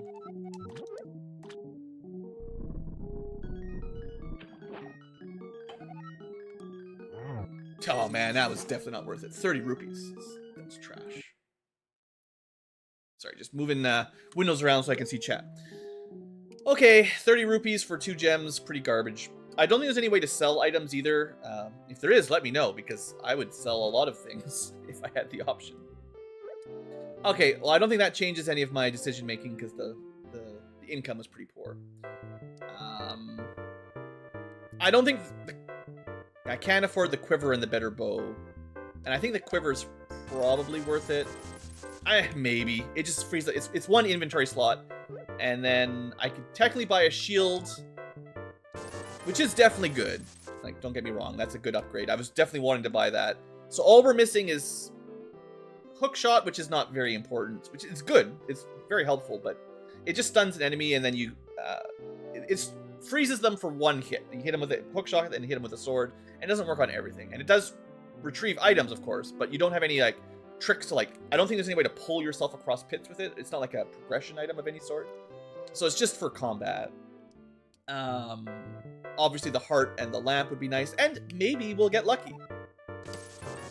No, that was not worth it. But that is that. Okay, let's go pick up. Seeing as I've got the inventory space, I'll pick up the pop. This is kind of why I didn't want to buy any healing items, because I knew we had a fair amount just sort of in the bank. But honestly, this is still a pretty successful town. Like, I couldn't quite get everything, but we ended up getting quite a lot of rupees. I got lots of armor upgrades. Like, our defense went from like 2 to 5, and our offense went from, I think it was, maybe they were 3 and 3 when I got in here or something like that. But like, we went up, we're ahead of the curve now in terms of damage and defense a little bit. And all we missed out on was like the food bag. We didn't find, I mean, to be fair, I didn't get any good pendants, which would have been really nice. Nothing in here is really what I'm looking for. So that's unfortunate. And I'm pretty much tapped out on magic for the moment, but... anyway, there's a couple more buildings. We'll check them out.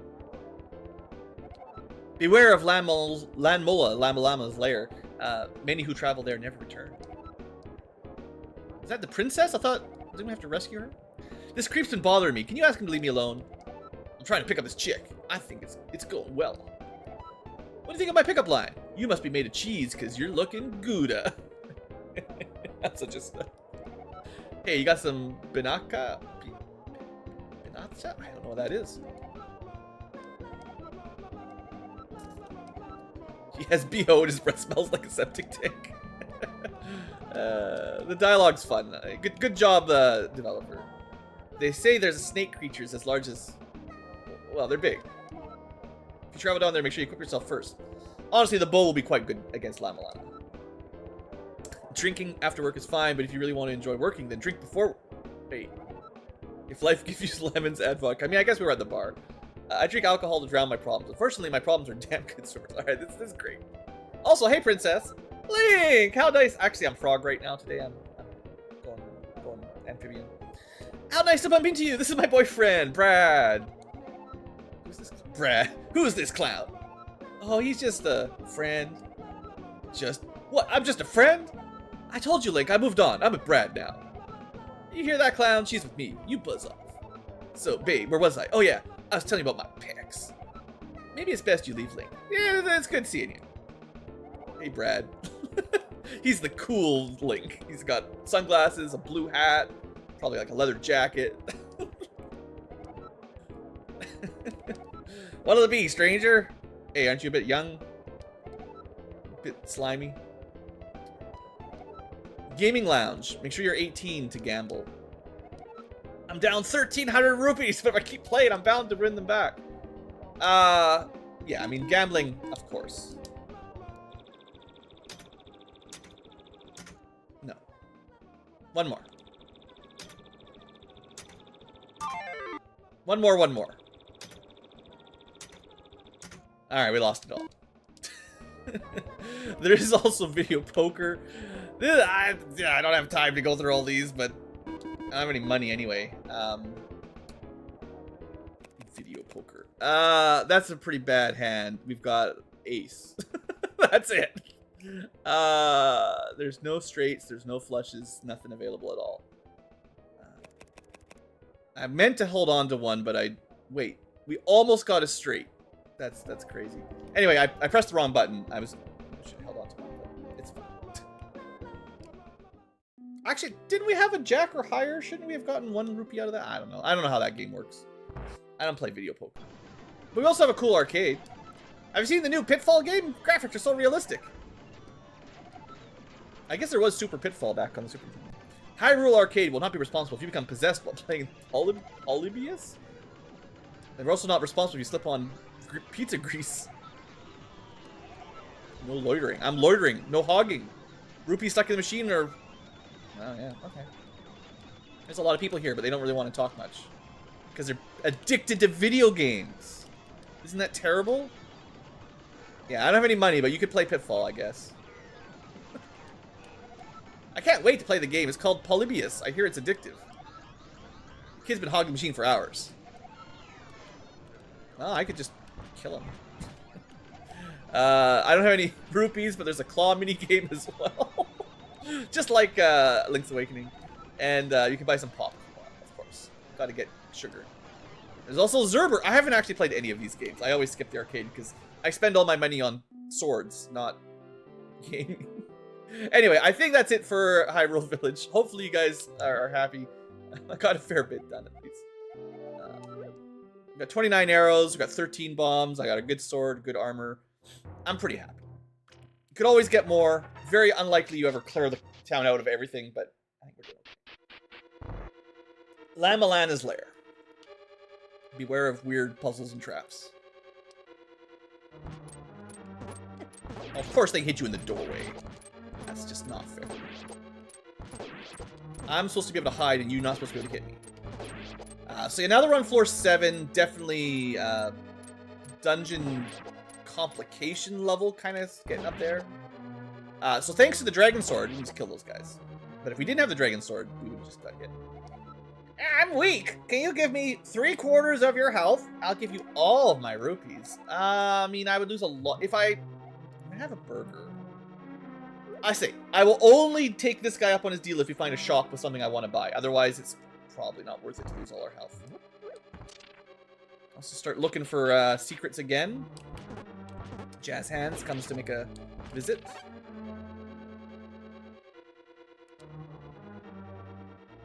Well, suddenly I need money. Funny that. So we need 190 rupees. to optimally get both of those.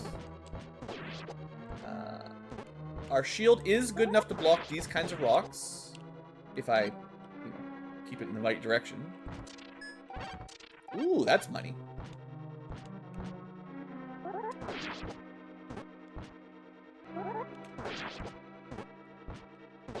Alright, so far so good.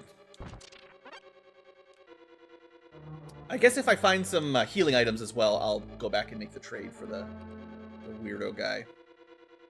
That could definitely be... I'm not going to start bombing walls until I've done more mapping, because like these... I hate this game. these dungeons are going to get pretty big, so it's very likely that we'll find that there is a path back there anyway. There's a normal room there anyway. But yeah, as expected, now that I'm holding on to some kinstones, I'm only going to find other colors of kinstones. That's exactly what you'd expect.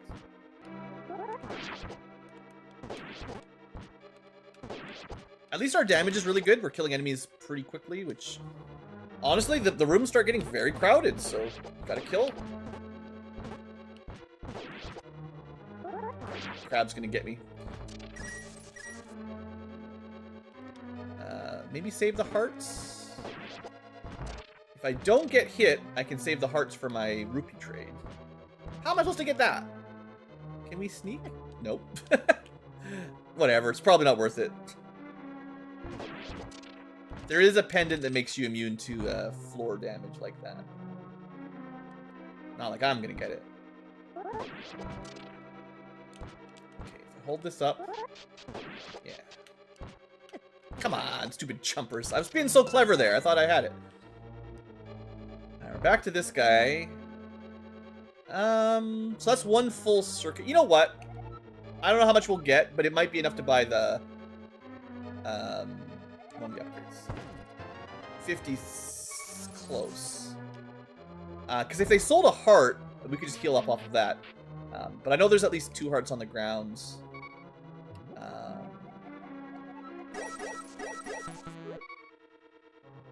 Safety would be to buy the heart. Aggressiveness is to buy the inventory slot. We only have one more inventory slot available, and I really like having that inventory space. Now that we've done the full loop, though, I'm a little bit more willing to throw a bomb around. I will try this room. No luck. But we had a good number of bombs. I will try this one, but I think the odds are low. I don't want to be too crazy.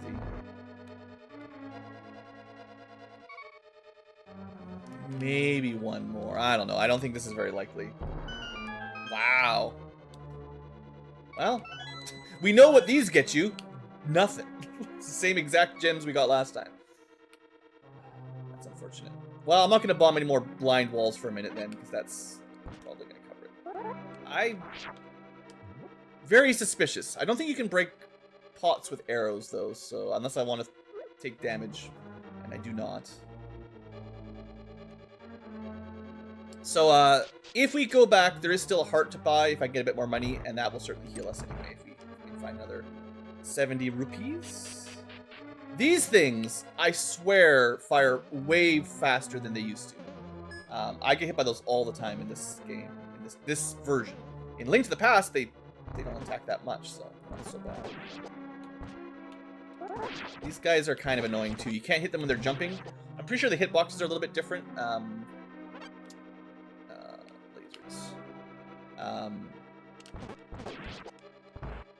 The Super Nintendo and the Nintendo were always a little bit weird with hitting things when they were jumping. Like, the verticality was never perfectly well designed, so sometimes you could get hit. But once you got used to it, it was very easy to hit enemies jumping down towards you, because it didn't treat them on a, three-dimensional plane or anything. But the remake here, the fan-made game, definitely, I think, changes some of the mechanics for how those kind of hitboxes work. Really like the glow on those fire orbs in the dark. One of my favorite effects.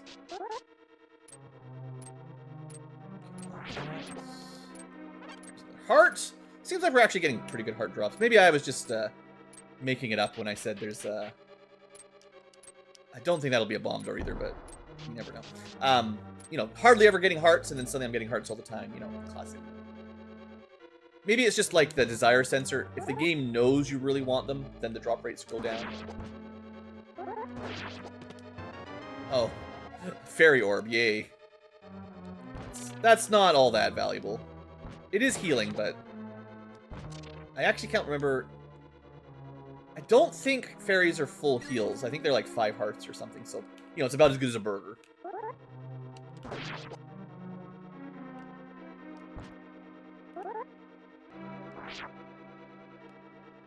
Fast ROM. Ooh. That's probably not a passage, given that it's not on the border wall. Unfortunately, once I go through that, I probably can't come back to this chunk, which means I probably can't revisit the shop, which means the heart is dead, effectively. As well as the kinstone connector. So, like, I don't think there'll be any way to come back here. Unless we're quite lucky. They do kind of split, not always, but as the dungeons get bigger, they sometimes split them up into separate chunks. In the Zelda 1 randomizer, there's connectors and stuff like that. It's similar kind of style, I think.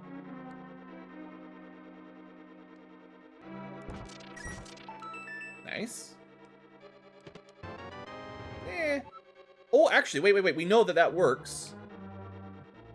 It actually works out really well. Because I could use a bit more health. And if I equip this, I also get money.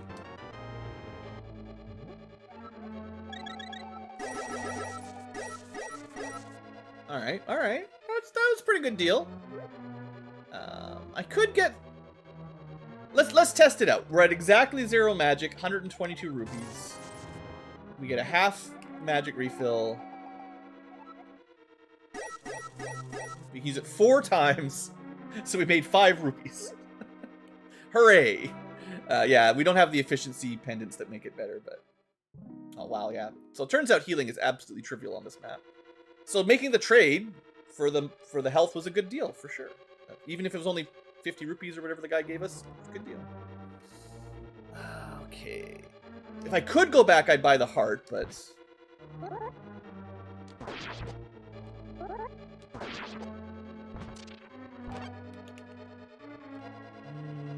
Probably no secrets.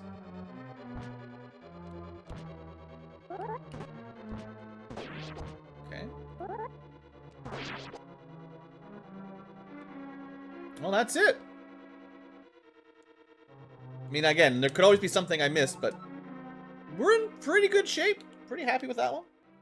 Didn't get a lot of upgrades on this floor, but even just the inventory is good. Anyway, you guys know how La Milana works, right? You just gotta hit him. The bow works really well. It's no fire rod, but...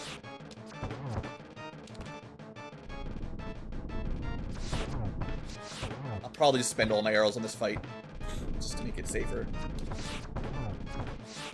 If I had that bow upgrade, if I'd bought it in town, it'd probably help a little bit, but...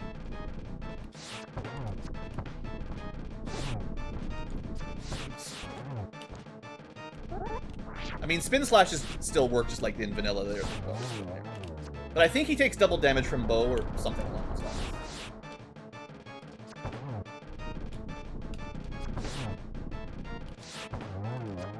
Probably like one more arrow will do it. And the last one, if you guys remember, of course, the last one shoots projectiles out in 8 directions, which just makes it a bit frustrating. Yeah. Thank you, bow. Okay, that boss, I actually would say La Milana is probably the easiest of the 3 bosses, of these 3 bosses. The Armored Knights are kind of tough, and they're the first boss, so, you know, you have less hearts and resources. And unlike in Link to the Past, the arrows do nothing. They actually literally do no damage if you get the bow. So there's not really a super easy way to kill them, other than sort of bombs.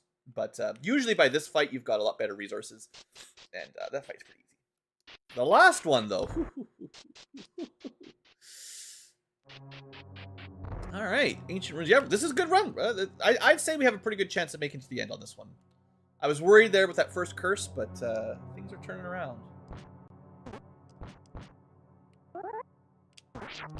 Now, we will still need some sword upgrades pretty quickly to stay on par. I think there's 2 more sword upgrades available. And then another glove upgrade that will give us damage as well. So 8 is the highest for sword and armor strength. Um, and you definitely would like to have 8 by floor 12. So I'd say 6 would be good pretty soon. Also, I don't think our shield can block a lot of these projectiles. Maybe any of them. So we need to be a little bit extra careful here. This is a pretty tough fight. I gotta be a bit careful here.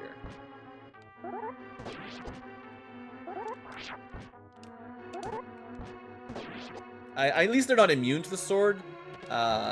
Those guys, right, you can only damage the red ones, I believe, only with arrows in the original game. I think.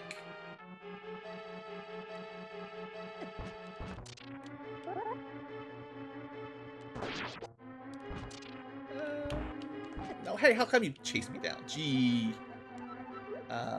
Possible wall there, but no luck. Cracks mean, I feel like, less and less the later you get into the game. Early on, cracks are pretty reliably bombable, but as we get further into it, it's more and more, you know, false leads. Oh, a double shutter. So that's interesting. I've never seen quite that layout there. Well, let's go see what that leads us to. No emulators required. This just runs standalone software because it's not a hack technically. This is someone ripped the assets, like all the image and the sprites. All the sprites and music are effectively just copied, and I think they use Game Maker, the software for cover some of the programming a little bit. Oh, I know the shutter. That was our stairway down. That wasn't an entrance. So it wasn't an actual double shutter like this. Hey, there we go. I just saved myself 150 rupees. Excellent deal. Because we could have bought that in town, but I didn't need it at that time, and then I found it here for free. So that's really good. And we get a key. Awesome. So yeah, now we have basically saved 3 inventory slots, and they do stack if they're the same type. So yeah, we've got all the storage. In fact, I've got all of it. I've got the bomb bag, the arrow quiver, food bag, pendant bag. I don't have any pendants, and gem bag. So honestly, this is going really well. Hey there, Thor. Yeah, it's good to be trying to do this a little bit more. But, you know, life is tough. Yeah, no, I highly recommend it. If you like roguelikes, again, there's a bit of a, you know, it doesn't play exactly the same as Link to the Past. So if you're a Link to the Past pro, there'll be a bit of a learning curve. Although it's very similar. It's just, I feel like the more you're into speedrunning and randomizers and stuff, the more you know the mechanics of the game really well, and the more this will feel a little icky, because it's not quite right.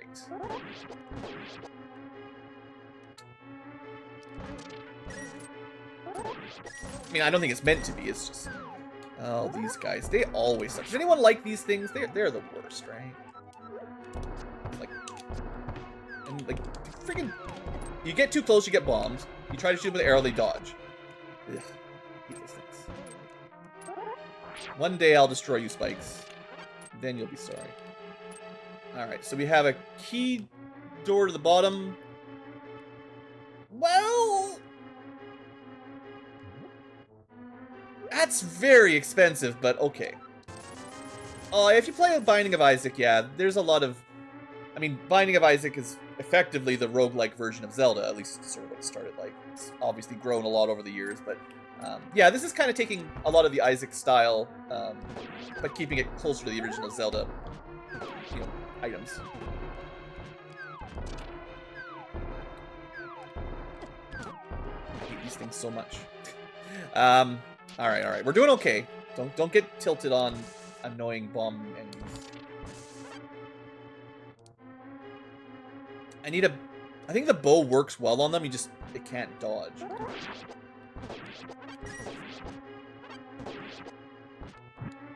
Alright, so this, I think, means this portal will teleport us to a new room, and it will eventually lead us to the shutter door after we hit a switch.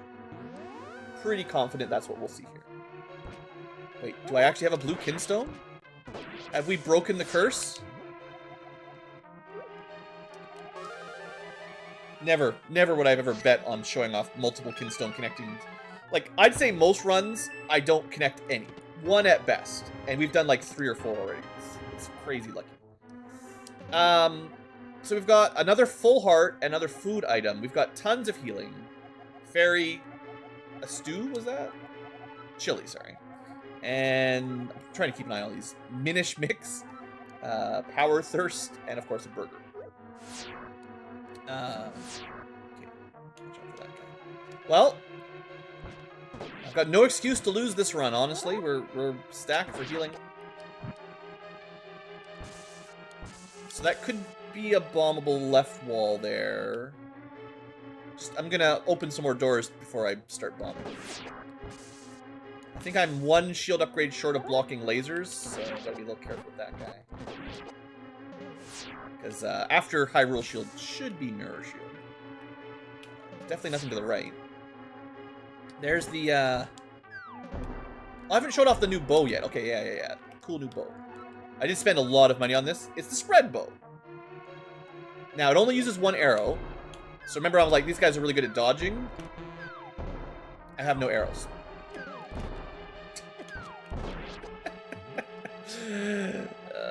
Blue doesn't know what he's doing, clearly.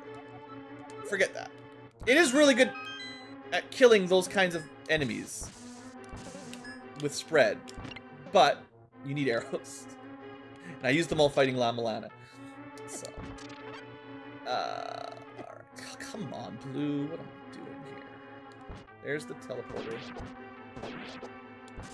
Okay, so there's a... I was going to say, there's a reasonable good chance there's a door here. This is, I think, the side of the wall I was going to bomb from the other side, so I'm glad I didn't. Topaz. Diamonds are pretty good. I'm playing some more Minecraft. But, that's... I'm not going to bomb anything. I think we're solid here. We've got 4 gems, green kinstone, trade in for a couple levels from now. More money.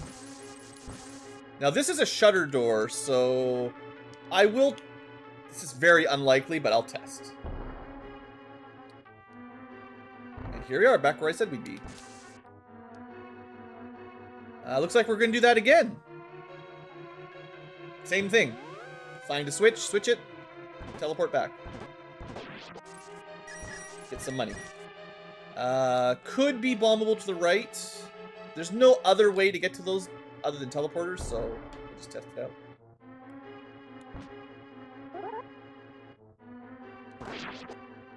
Okay. Yeah, we're cruising now. These ghosts are a little annoying, but as long as you got like that spin attack, it seems to work really well. If they just charge right at you, you just blast them.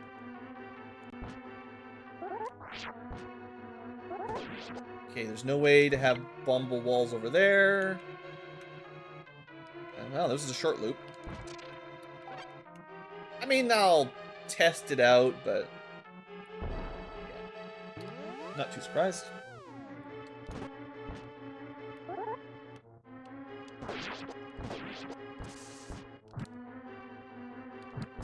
Okay, nothing good, but no need. Right, not teleport. Now we're going down.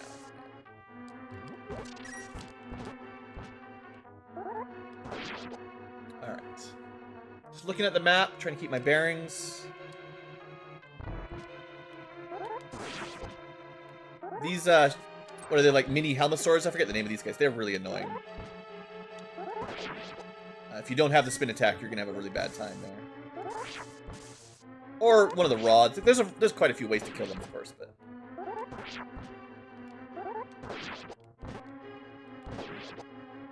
But regular sword swings are not the best.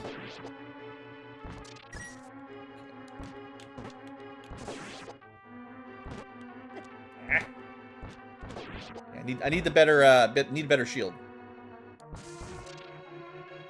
Okay, possible bomb wall.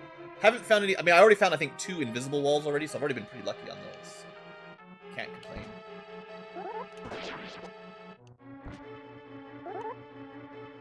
And that's possibly it. Do I do any more exploring on this map, or do we just get out of here? I'll try one bomb here, but that's probably it. And there's a crack, but again, odds are pretty slim. Alright, good enough. Let's not waste too much time. One more floor, and then we get another town, so Just gotta keep it going. All right, Water Temple, everyone's favorite. Kind of stuck in the middle here to start, so. I sure wish I had some. These are the guys. Okay, it wasn't the guys on the last map. These are the guys you need arrows to kill in vanilla. But you don't need them anymore. The statue guys, I forget the names. That's the final inventory upgrade. That's pretty good too. We'll definitely pick that up. And there's another reason to pick them up. Upgrades, even if you don't really want them, you want to get them out of the pool. So even if you like, I don't need that many item slots. If you want to get sword upgrades and armor upgrades, you probably need to buy all this inventory upgrades so that the shop will sell what you want later. It's kind of the nature of these sorts of games. That's a really small floor. Wow. All right, well, we definitely want to check for some secrets along the boundaries there, because that's not very many rooms for floor 9, I don't think.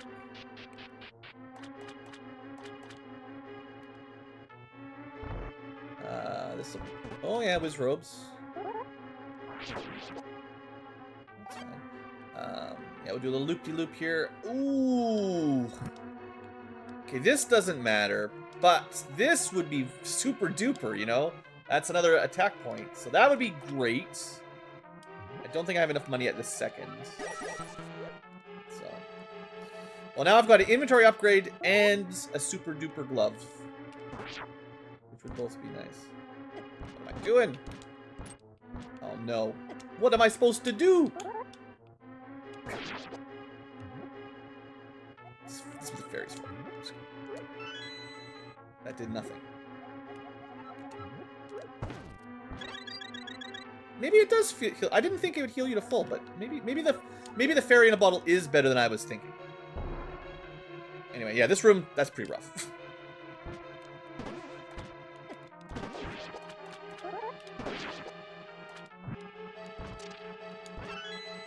Is that an arrow? Maybe. No. Just bump the walls a little bit. Out of here. Anti-fairy, I think that's what they're called. Alright, so yeah, we did one loop. We got one key, I expect. We only really... Oh, we can't go back at all. Oh, it was a... That sucks when they do this. So, there is 0 ways back. So if I miss something in the first... That sort of vertical line at the beginning there, the first 5 rooms, I don't actually think there's any way back. Once I go through a teleporter, I won't be able to access those gloves either. So if I can get the money, I should really buy it before I hit the portal. That's why I'm going to be as thorough checking for walls as I can be here, because I would really like to get that. Probably cursed.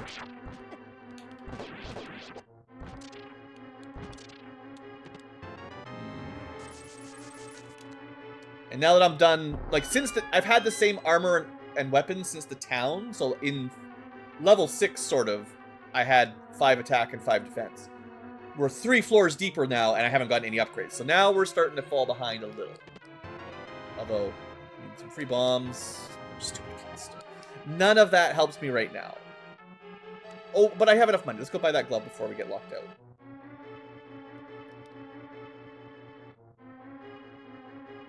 This is 100%. That's the first upgrade. And I think that's the final glove upgrade. So that's as strong as our glove will get. One less thing to take up a slot at a shop.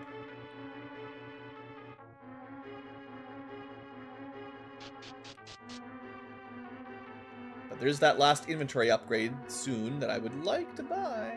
Gotta be greedy.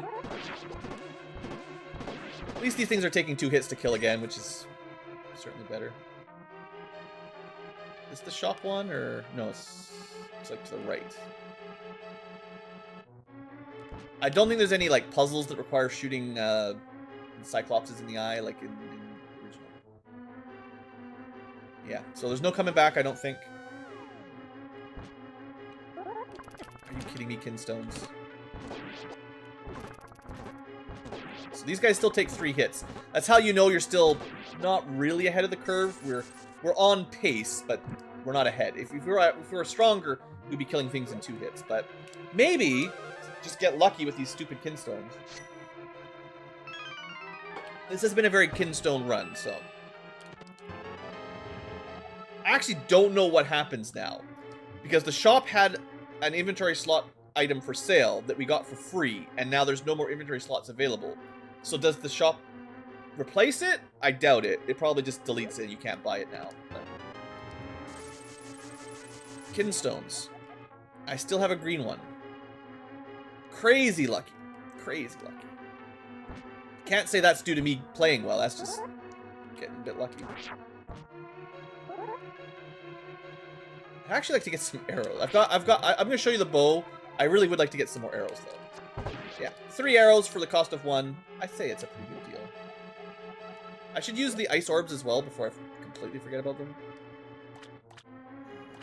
I will need to hit that, certainly. I have to go back around to get to the top right. I'd be probably willing to bet that down from here will be a teleporter somewhere else. Yeah. I wish there was a quick swap, like an LR button that would switch between your equipped items. How come I didn't kill him? He's not even a red version. Do I want to bomb anything here? Probably not. Let's check that room that I missed. I do like getting the map in the dungeons. Definitely, especially when I'm like talking, commentating. Saves me some brain power.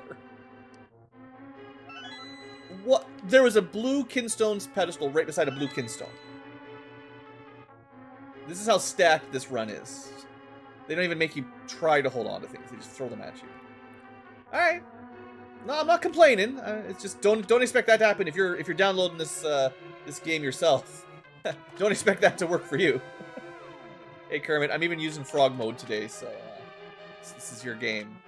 Oh, and we are back to the beginning. Okay, so that's nice. There was technically a loop. So everywhere up to this point, we can come back to if you want to do a bit of a trip. So like if I want to bomb some of these walls, I still can. I thought we were going to be locked off. Right, because this, I should have... That would be a waste of 85.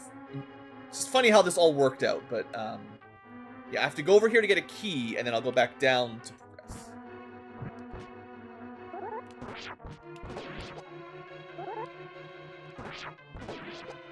Alright, this is looking good. Got a little bit confused by the dungeon design on this one.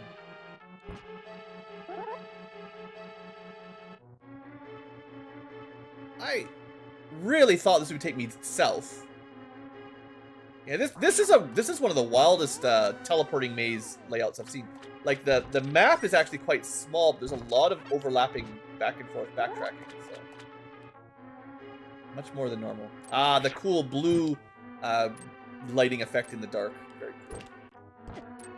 Oh, I don't think they can electrocute me anymore either. The dragon sword specifically makes you immune to lightning damage from things you hit with the swords.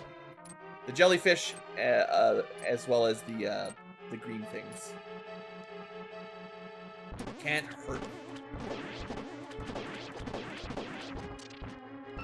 There's the key we knew was coming. I do have a lot of bombs, and I still think overall this map is pretty small. So I'm gonna check a couple of these walls if they look remotely viable. I will try. I give this one a 1%, but I will try. That's okay.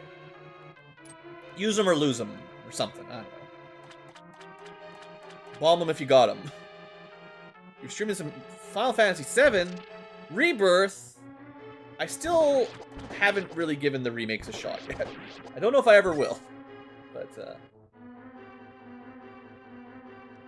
I don't think there's gonna be anything there. I don't think there's anything there. This should just take us to the end. Now that we've got the key. Ooh, some free loot. Yeah, we probably want to hold on to that. I generally prefer spending my magic to make rupees or something. Just trust my combat is good enough.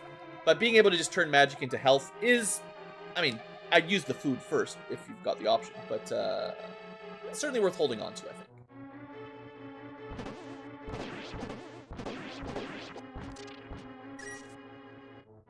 Oh, sure. We'll try a couple bombs here. Total waste of 3 bombs. This is never bomb walls. Once you're halfway through the dungeon, Once you're past the first village, just don't bother. It's not worth it. Anyway, we get another breather here. Dwarven Town, the second and last of the towns. I'm going to show this off. This is strictly a waste of a bomb as well. This is always here, just like the other town. It's pre-designed. Treasure map. Let's see if anyone can figure out what this means. I'll remind you guys of this series of numbers in a bit, but just take a look at that. There's a bunch of numbers. 10, 7, 9, 5, 3, 3, 4, 1, 8, 12. You might be able to figure out the puzzle or the riddle just by looking at that. I did not figure it out until I looked it up. But once I figured it out, I was like, ooh, that was smart. So I'll give everyone watching along, 5 minutes or so to figure that out. It might make more sense once you see where the puzzle starts. Because sometimes the clue, if it's too far away from the actual riddle, doesn't help you much. So we will be gathering up as many gems as we can in this dwarven village. And I'm just going to store some here, basically. Because the only thing we're going to use them for is to trade in to get, hopefully, some item upgrades. And I might as well just free up some inventory there, basically. There is, however, one secret door here, not related to the riddle. Ooh, that's the best gemstone there, the opal.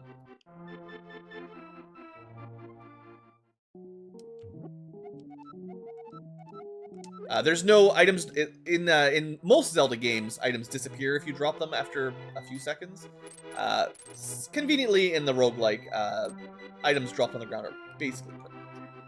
This is the guaranteed gold kinstone, so that's fine. And then this is the way out. So don't leave until you're done figuring all the treasures, like what's behind that door. There is definitely a secret in the dwarven mines. Can't talk to any of the dwarves up there mining away. Those are some, they look kind of like, are they like Harvest Moon gem rocks or maybe Stardew Valley or something? They look like one of those. I don't know. Also, maybe don't fall into lava. That's probably bad for your health. First things first. Go up this way.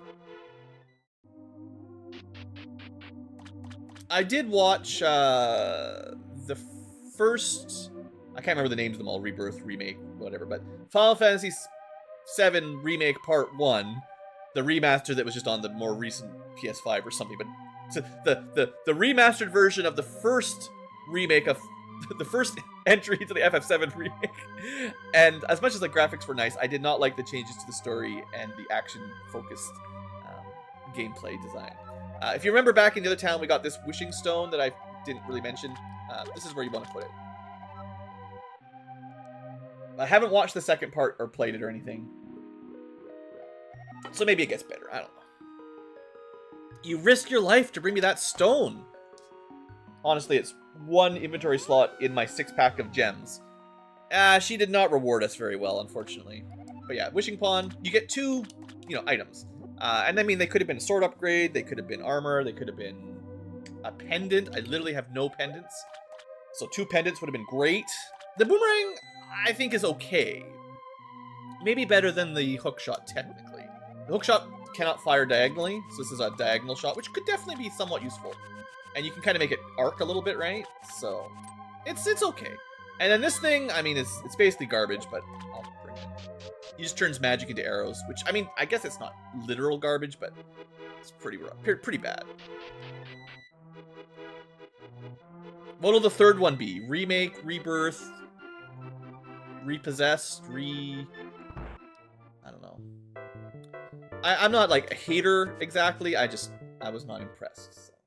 And I don't really have a PlayStation anyway, so. One more secret. Again, you could find all these yourself. If you have an item, a pendant, it'll ding-a-ling if you enter these rooms. But I feel like these dwarf town bombable walls so far pretty easy. Reunion, I guess that makes some sense. Sounds like something Sephiroth would plan for the finale. Ooh, this is a bad magic shop too. There's no green or blue potions. That's unfortunate too. Shops have been a bit hit and miss. And then there's a bomb shop. Why is there a bomb shop? Just in case you want a lot of bombs from the dwarves. Our maximum bombs are 16, so I don't want to waste any, but I'll stock up. Because we kind of need them. Yeah, when I play Final Fantasies, I want some form of turn-based combat. I'm okay with changing the turn-based combat system a bit, you know. But as soon as you switch into an action RPG, it's a different game, you know. It's not the same thing. Anyway, this is where the riddle starts. So at the very beginning of the Dwarven Mine, there was all those numbers. And if you had the right pendant, it would ding-a-ling and say there's a secret here. And we could look at the map, and this is the one-way shutter door at the bottom right. So clearly, there's a way in here that's not from the bottom right, which you probably could expect to be on the south side of this pit. So how do we get into it all? Well, it starts here. And after this, I'm going to have to look at my map because I can't remember them all very well. But we get a whole bunch of these rooms. They're just simple rooms. I think it's this one. Yeah. But there's a whole bunch of these. This is your last chance before I tell you the solution to the riddle, if you don't want to be spoiled. Now, there's a map you can follow as well, which of course makes things much, much easier, and that's what I'll be doing. But if you were looking at that sequence of numbers at the beginning, the canonical way to solve this riddle, you might have noticed that all the numbers were between 1 and 12. And in riddle mode, whenever you have numbers between 1 and 12, you should probably be thinking of clocks, hours on a clock. And every room, effectively, starting from here, right above us would be 12 o'clock, bottom right would be 4 o'clock, top left would be 10 o'clock. I'm pretty sure the puzzle starts with a 10. And then it moves on to, I think, probably a 7 for this one. And then it's probably a 9, because that's the next one. I'm just looking at the map. But anyway, you could basically bomb your way through. And I'll do it in order first. But the bombing spots are pretty specific. It's pretty easy to miss them. So either you figure out the riddle and follow the hour hands on a clock for all the kids these days that just have digital iPhones and stuff. No one has hands clock anymore, right? Like, that's old school blue. But I'll do the riddle here. Some of them are fairly obvious, like you just follow the little gap here. And I think it's the lower chunk here. And this will be mostly all of it. But there's a couple more things hidden that the game doesn't really give you any specific hints for, other than you can just throw bombs at them until you find all the other rooms. But let's see what we get. 75 rupees, 150 rupees. Gems, those are probably better. The rupees don't matter as much because there's not much to spend them on right now. Another gem is possibly good. Another 100 rupees.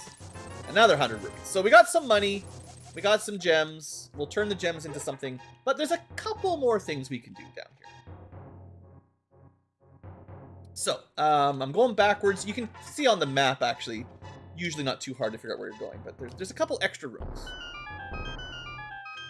To be fair, on the map, every square is filled up on the bottom chunk. There's rooms all over the place. But there's a few that have pre-designed chests. There's 2 chests that have bombs in them, which I'll pick up. And there are actually 2 item upgrade chests. And they're a little bit hard to get to, a little bit expensive. They're kind of in the corners. But as long as you've got the bombs, totally worth it. I mean, if you have to find them manually by blowing up all the walls, like, to test all the possible spots, this would be very expensive. But it stays the same every time. So there's a shield upgrade, very good. Stops magic beams. That's the second to last shield upgrade. Certainly something I wanted. Hopefully I get a sword upgrade if I'm really being greedy. But those are probably the rarest. 4 bombs left. I need a little bit more. I might get lucky here. This should be a bomb restock chest. These are random. You can get, I think, between like 1 and 10 or something of bombs. So you can get really lucky and really unlucky from those guys. Oh, wait, wrong way. This room has 4 ways. This will be the final path. And like most map designers, game designers, they use up most of the space. So as you know, you can kind of metagame it a little bit. You might not know which part of the wall gets bombed, but you can definitely make some intuitive choices and be like, I would like to get to the bottom corner because that seems likely that there's an item down here. And there is, in fact, a hookshot. Well, I'm glad I didn't buy it. Unfortunately, I've got a hookshot and a boomerang, and they serve effectively the same purpose. I think the boomerang is better by a tiny amount. There's no cool hook shot, you know, grapple onto chests and pull yourself around fast or anything. There's no speed strats. So. Anyway, that is the maze. It was a fun little maze. I had a fun time. The first time I played through it, I didn't look up the map. I just wasted all my bombs and didn't get anything because I didn't realize the riddle.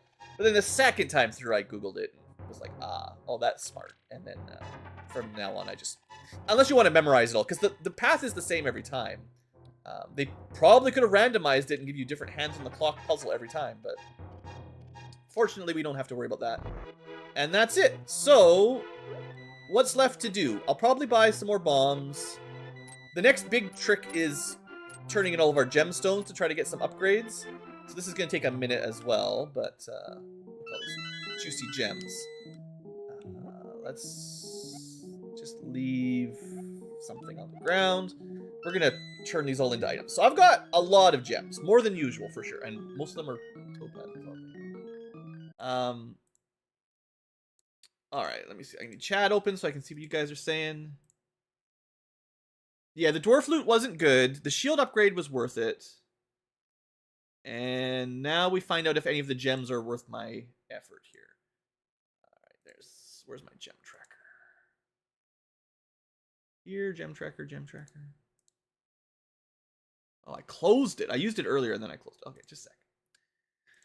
Okay, so the way I usually do gems, personally, is I start with my rarest gem, which is this black, whatever they call this thing, black opal, I guess, something like that. And then I try to see if there's anything I want that you can trade with it, because this is the best stuff. If I had a second one, I could throw 2 in and get a sword upgrade, which would be very nice. What I'm really looking for is actually pendants, and I think I'm going to be able to get at least 1. So, boy, I've got more gems than normal for sure. So if I'm just going to sort them for a second here. That's the best one. I do not have any sapphires, but I have a ruby, a diamond, a jade, no amethyst, a citrine, and a turquoise, a whole bunch of these things, and no quartzes. So I'm only missing the blue sapphire, the best, of course, a purple amethyst, and the quartz. So most gems, I can figure out some combos here. So with the opal, I could get a pendant of health with the ruby. That just means you get healed more from healing items. Not very good. Pendant of magic with the jade, which could be good, but it's kind of already out of date. It means you can, say, use the ring of rupees for less magic. So I could make that. I would have bought it back in the first town if I could have got it then. But at this point, if there's nothing else, I'll take it. But otherwise, I'll probably skip it. If I had an amethyst, which I don't, you can get the rupee multiplier pendant. What I'll probably do is actually get the secret pendant. Well, it's kind of too late for that. So opal plus citrine, the yellow guy I'm looking at.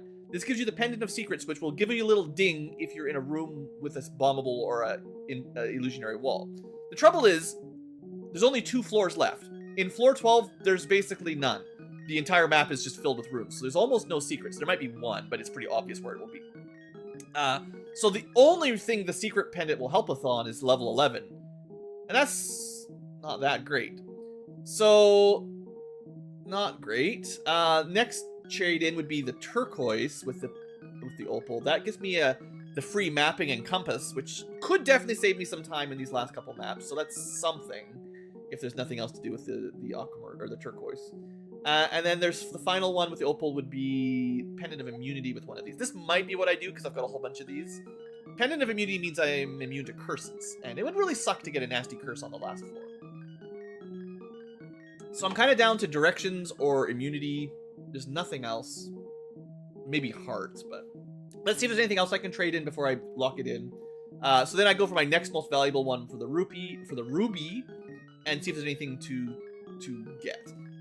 If I go with the jade, I can get a rod of wealth, which kills enemies, turns them into rupees. I could get, I don't have an amethyst. I could get a rod of fire with the yellow thing. I've already got a bomb bag. I've already got the bag upgrades. Or no, I'm looking at the wrong one. Sorry. Rods of, I can get a heart container. Okay, I'll do that. That's easy enough. This is a no-brainer. I've got a whole bunch of these orange things, and this is certainly the best ruby thing I can get right now. Well, I say certainly. You guys, if you're playing along, you might prefer a Rod of Stone or a Rod of Hearts or something that just kills enemies. But I think the permanent health upgrade is a bit better. Okay, Diamond is the next most valuable. Let's see if there's anything worth it. I've already got the best bow. I've got the pendant bag. I've got the food bag. I've got the quiver. I've got the bomb bag. So the diamonds can do nothing for me, basically. The diamond is basically worthless. It's so worthless, I'm just going to throw it on the ground, because honestly, there's no way I'm... It's very hard to throw things on the ground in this game. This is so stupid. I don't even need to, I just want to make more inventory space. So yeah, that's not going to do me any good. I mean, honestly, I might go opal plus diamond is a pendant of revival. That might be the best thing I can get out of the diamond. Otherwise, it's garbage. Anyway, moving on. Jade, let's see. What can I trade in? I still got my citrine, or yeah, I still got that. That's arrows, that's garbage. Bomb ring is garbage. I can get some magic. Like, the jade turns into magic potions and magic jars, but all that does is turns into money or arrows, which I guess is better than nothing. Yikes. Yeah, not great. But I mean, I gotta use them on something, so. This just means I can start the next level with a bunch of arrows, basically. Okay, because that's something. What else have we got? The next most valuable is citrine. There's less and less combos at this point. You're gonna laugh, but I didn't see this. This is what I should have just done first. There, I got lots of arrows. I got lots of these stupid topazes. Is there anything else I can do with these little guys? I could get some Pepsis. I could get some bombs, ice orbs. I can get some more magic jars if I really care. I think.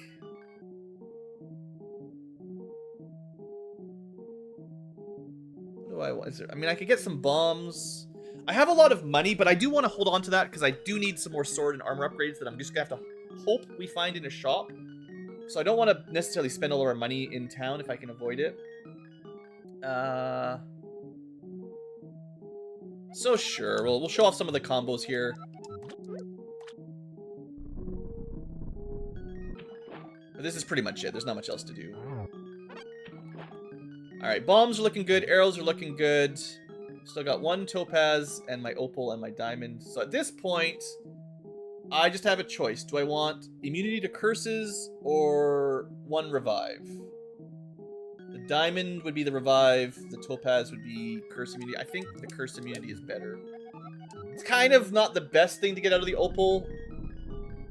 But unless I get a second opal for a sword upgrade, there's not really much else I would do with it. And I had a slot for 3 pendants, and I just wasn't getting anything from them.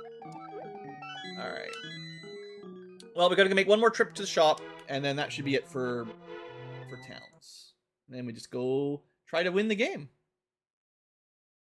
Sorry if I wasn't reading chat, I could not see. Okay.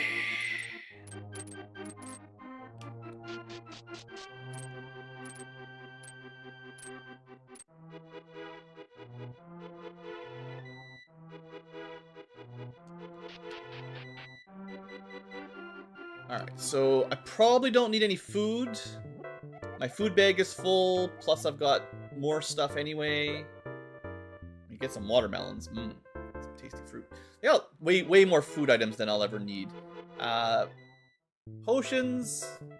I mean, the purple potions remove a curse, so they're completely worthless now that I've got the pendant that makes you immune to curses.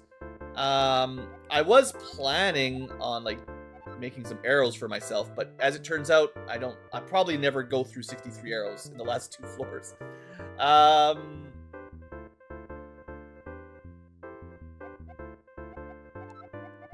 guess I got too many stupid rings.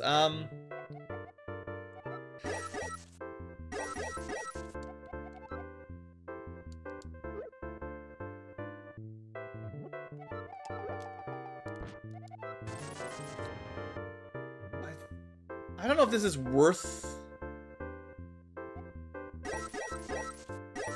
I got 4 uses, which is 40 rupees. Like, it's a small... Like, I make a little bit off of it, but it's probably not worth that much. What I'll just do is, I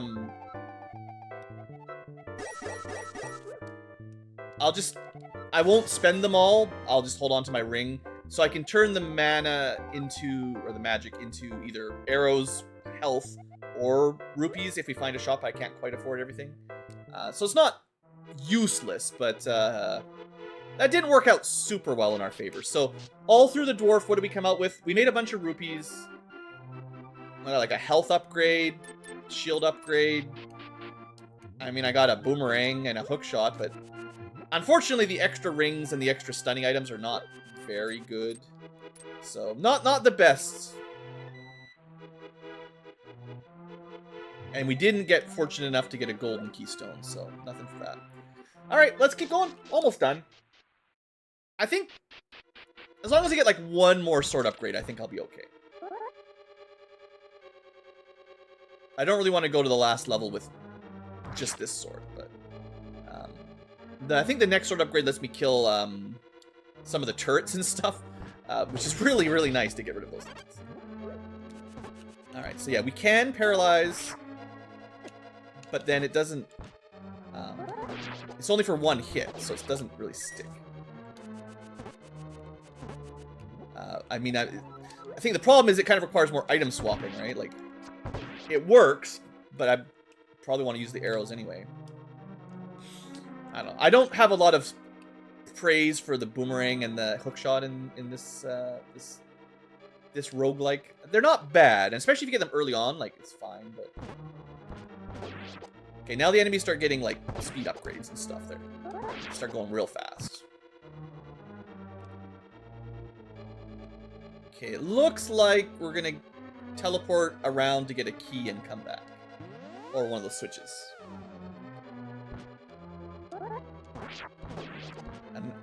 Oh, that's very lucky. I was gonna say, these dark rooms with enemies that shoot you from long range kind of suck. Although I think my shield, would block fireballs at this point. It would tell you. Blocks larger projectiles, large fireballs, and magic beams. There is one more shield upgrade, but I think it's just for the +1 defense. I don't think it does anything for projectiles. Yeah, I'm definitely about one sword behind in terms of weapon power.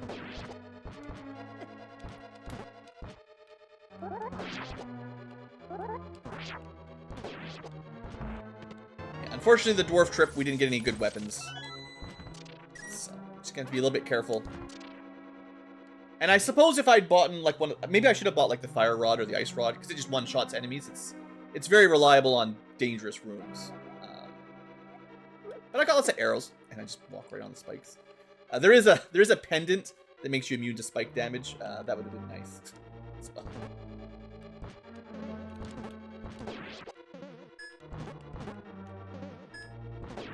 I really swear that those things attack more often than they used to in the base game. Alright, let's keep moving. Can't stand in turret rooms. Oh yeah, Moldorms. Mini Moldorms, even. They're jerks. They're always jerks. If you're wondering, yeah, in normal Links to the Past, we would certainly be one-shotting Mini Moldorms with a tempered sword or something, but the damage calculation is a little bit different in this game. It's fairly linear, but it's not, like, there's some funky math going on in the background. It's designed so most enemies take 2 hits to die if you're on par. Maybe 3 hits for a strong enemy, but very rarely can you kill enemies in 1 hit. Or if your sword really lags behind, you probably don't need 10 hits or anything.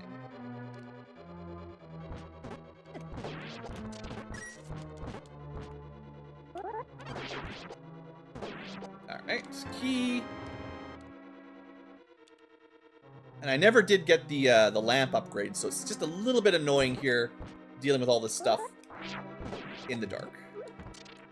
I'd say most runs I end up with a lamp upgrade pretty early on, just because it's an easy early game item that I feel like they throw in a chest early on most of the time.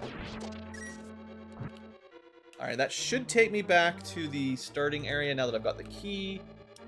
I really don't like throwing bombs at walls until I've mapped the place out at this point in the game, because it's probably more likely that there's a room behind a wall. Okay, there's a shutter door there. Another shutter door there. Now, one of those would have been the one I came in on, so probably the bottom left would be where we started, so that doesn't count. That was dumb.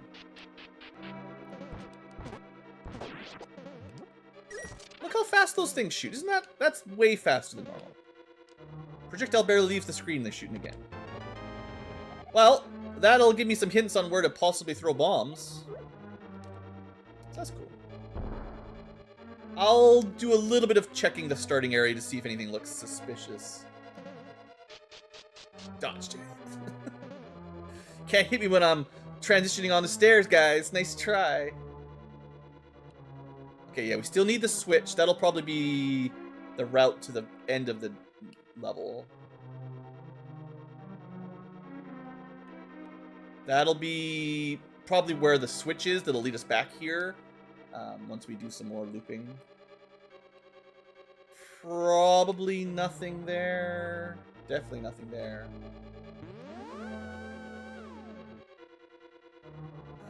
This is possible. No luck.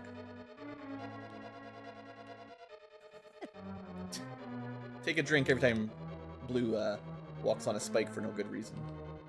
This one is possible, but very unlikely. I'd say that's super unlikely. And as much as I've got 10 bombs, I don't really want to just throw them away.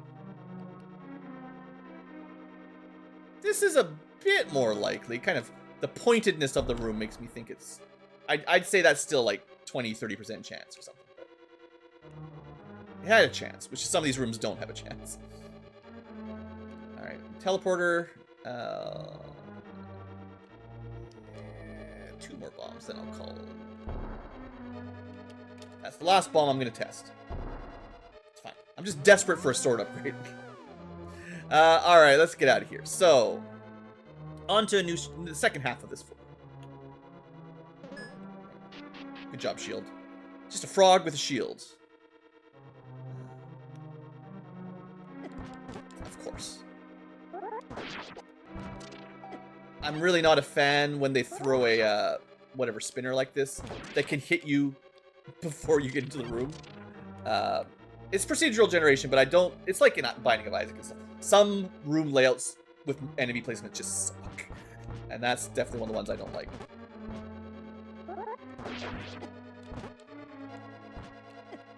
Come on. So these guys... I don't know if they did this in Link to the Past, but once they start firing, they will change directions to target you. So usually I feel like they get locked in, like say they're shooting up. And if you just move to the side and stab them, no problem. But in this game, the red fire dragons, I think they're Dodongos technically, they can shoot a couple fireballs up and then turn and shoot you again when you walk around them, which is a surprise to be sure. No bomb there. Okay, so this is going to be our first loop. This will get us...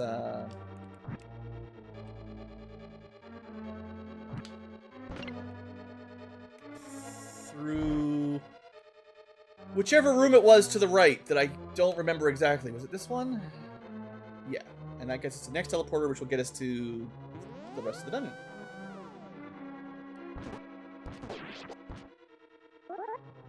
Yeah, I'm pretty sure these guys are considered Dodongos. I don't know what the rock ones are. They're like upgraded Dark World Octoroks, but pretty sure the Fire Spitter guys are Dodongos.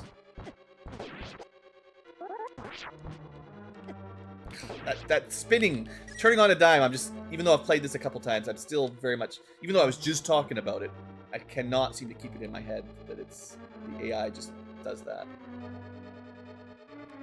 10% chance, I say. But it could have been, gold kinstone. There's a lot of stuff in this room. Maybe. It's getting pretty bright up there. Let's slow it down a little bit. The stacking lighting effects sort of taking over the whole room. I think those are like the best case scenario for the orbs. Are times like that when the room is just saturated. Honestly, that went okay. We took a couple hits, but we do have that ring of turning magic into health if we need it. And I have a bunch of food as well. In fact, I've got so much food, I should just use some. So I've got room. Let's try to use the hookshot a little bit. I haven't been showing off my weapons much. So.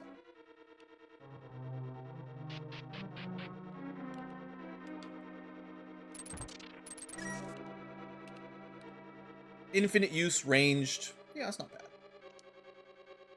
Ah, that's what we wanted. Oh, so good. All right. Perfect timing for an awesome shop. That's why I was hoarding the money. Okay, we are 1 sword upgrade and 1 armor upgrade from max. I didn't read those, but just the better tunic and the blood sword. Destroys more enemies. Oh, this is one of my favorite things for this randomizer. You know these things? Hate them, right? It's dead now. So we do more damage. And we can kill things that you shouldn't be able to kill. Great.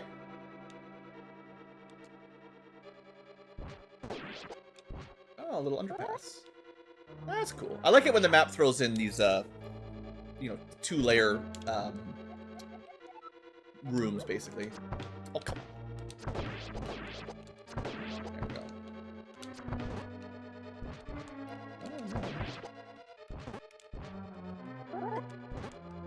I think I'm at the point where probably health is more important than like ammunition or weapons at this point. So I should try to use ammo to preserve my health at this point in the game.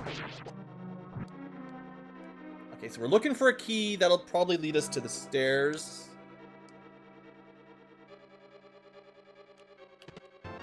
Wow. Yeah, I mean, that was a waste of 30 arrows, okay. Incentivizing me to just spam shots.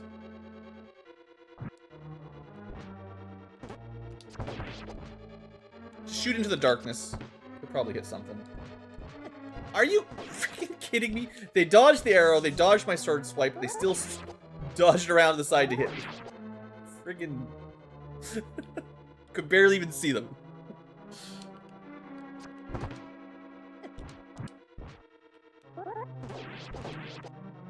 Alright, alright. Hey, big chest! These don't come up very often. I was really hoping to be a sword, but still, these are... It's kind of past the point where this is really good, but it's never bad. So I'll show this off. If I remember how this works correctly, it one-shots basically anything in the game.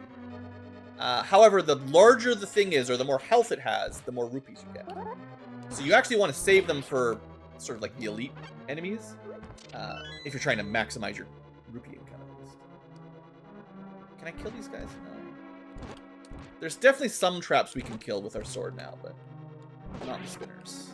There is ways to kill them. I think we've killed one earlier, actually, via the, was it the ice? I think it was the ice orb killed one, actually. Maybe the superstar would also do it, the Mario invincibility star. Oh yeah, Final Fantasy 14, seeing as you guys are talking about Final Fantasies, if it wasn't an MMO, it's not just the payment for me. It has to be designed in not wasting your time. So it has to have not MMO mechanics, where you can just make a party of heroes, like 3 or 4, optimally 4 people in your group, and just play through the game. That'd be I would put a lot of hours in that. I already put a lot of hours into Final Fantasy 14. I really struggle with the classic MMO mechanics. Even when they're not as bad as some other games, it's probably nothing there. Alright, time for everyone's favorite boss. You know him. I know him. Probably didn't need to drink that, but it just opened up inventory a little bit. I don't think any of our items do literally anything. So we're just gonna have to sort it.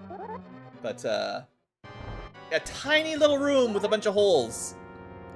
And a big moldorm.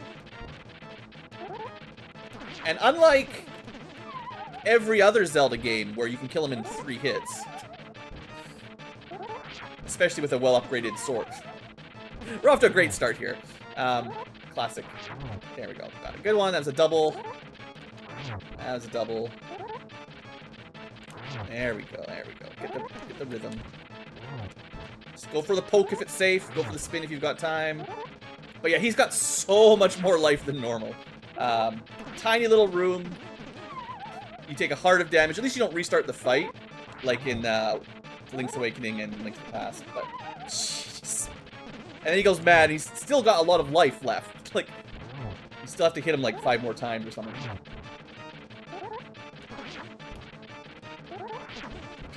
Come on. Give it to me. You're almost dead. There we go. Honestly, not a bad fight, all things considered. But yeah, it's tough. That's a hard one. He's very erratic and random. Yeah, because in Link's Awakening, he's the first boss, right? So you got 3 hearts usually.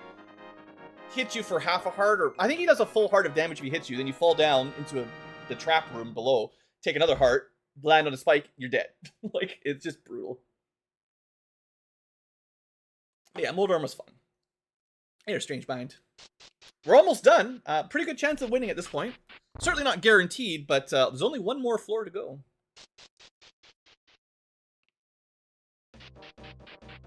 Alright, the final level. And almost every single square on this map will have a room now. And the game generally assumes you're going to do most of them. Although if you've got the other pendant that gives you the free map and stuff, you can maybe plot out a course. I'm not going to spend the money on the bombs, although I might come back, but there's probably not very many bomb walls anyway. And there's still a sword and armor upgrade out there that I might not be able to afford, so I want to hold on to my... Ugh, what the... I have never seen this room before. I do not like. I guess this is where if you had that cape to turn invisible, that'd be nice. Yeah, Link's Awakening, he was definitely a... I think if you fought him at the 3rd boss, like Link's to the Past, he'd be fine, but as a first boss, it's rough.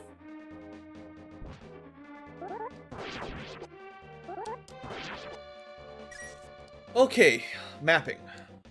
I'm very lucky.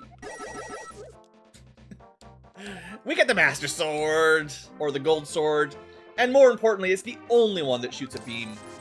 And as long as I stay healthy, we are laughing.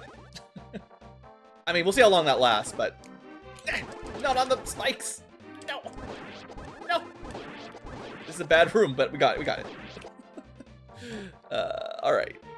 I'm gonna keep the bow equipped. I got tons of arrows. Just don't get hit. I think we can just kill everything now too. So there's very, very few things we can't kill with a sword beam. So kind of boring, much safer. All right. I'm not going through the teleporter till I know all the other connectors. And I wouldn't be surprised if I need to buy the armor, so let's save up some money. It's probably going to be pretty expensive.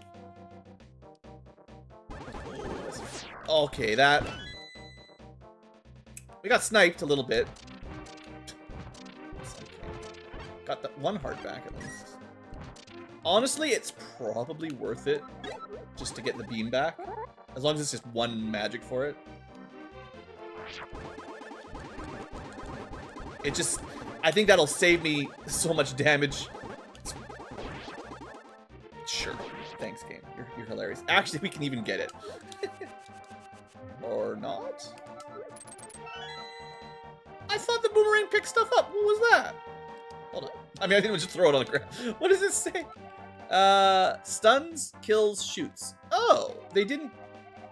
Okay, so the perk for the hookshot is it can pick stuff up. Which usually the boomerang can as well, but... Interesting. Alright. Okay, so we need a key. So I think... Pretty much for sure... the teleporter will have to give us a key and bring us back here. At some point. Not sure where the return portal will be, but... I think it has to do that now. These guys are the elites. Actually, if there's anything to use the wand on, these are, I think, the best enemies. Either those guys or... Oh, no, there's the Cyclops is the bomb guys. They're a bit better, I think. But, yeah. The Rod of Wealth is pretty cool. Just one-shots things. It's less impressive, given I have a golden sword. But, oh, I hate those things. Now, to be fair, there is a pendant that makes you immune to bomb damage, and those enemies become trivial. But unless you have it, they kind of suck. Stupid doorway blocking me. There's a lot of these spikes. There, whatever. Transport. This is factorial belts. Just straight into spikes. It's rude. You're hilarious, game. We have had so many kinstones.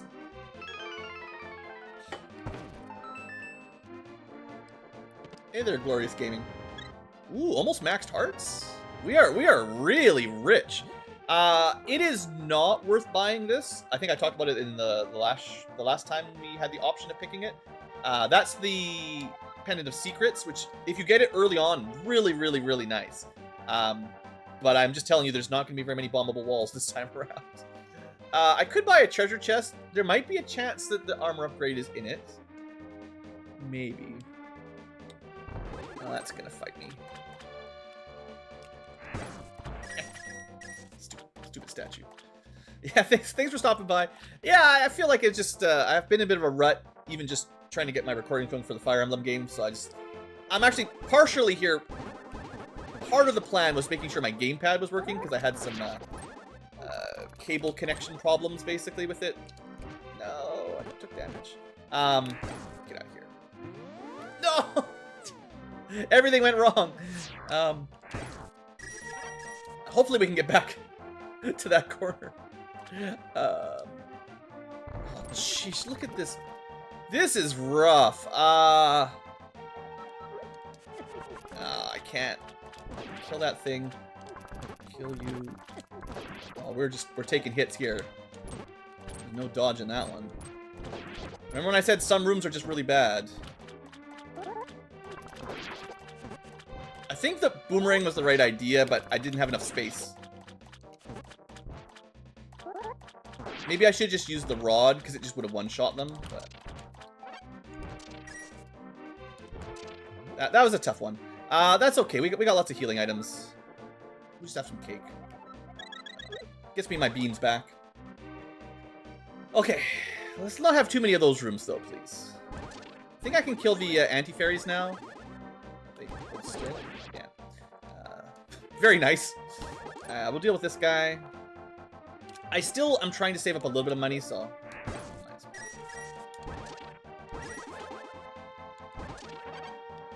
Shouldn't have picked up the heart, but whatever. I don't think it matters too much. We can turn rupees into magic, and turn the magic into more rupees. Or something else. Deal with the little biter dude. I can't remember what they're called either. Everything in Zelda has a weird name. Actually, these flying bomb guys, as much as they were rough in Link to the Past, they might have been worse in Link's Awakening too, right? Because you can find them before the Dark World, right? Like, much earlier in the game. When you go to the South Loop. I forget the name of that area, but all the dig spots, basically. And yeah, they get you when you're, like, swimming and stuff. The bots aren't working, sorry, in YouTube chat there. I have not set that up in years, and I lost all my settings, basically. There is a Discord server. Most of my videos, or at least some of my videos on my channel, have the link. Someone might be able to share a link with you.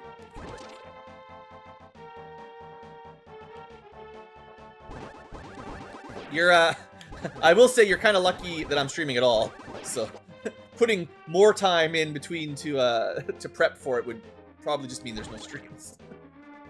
I have not been very productive for my YouTube stuff lately. Do we actually... How many... This is like 6 or 7 kinstones we've actually done. This is unbelievable. Now, they've been relatively low quality ones. I haven't gotten any gold ones, but it's still kind of crazy. Again, the money is not bad. There's not a whole lot of items we could get at this point in the game that I'd really be excited for, other than like the armor upgrade at this point. But these guys definitely deserve... I think these are like the highest health enemies, and yeah, they give good stuff.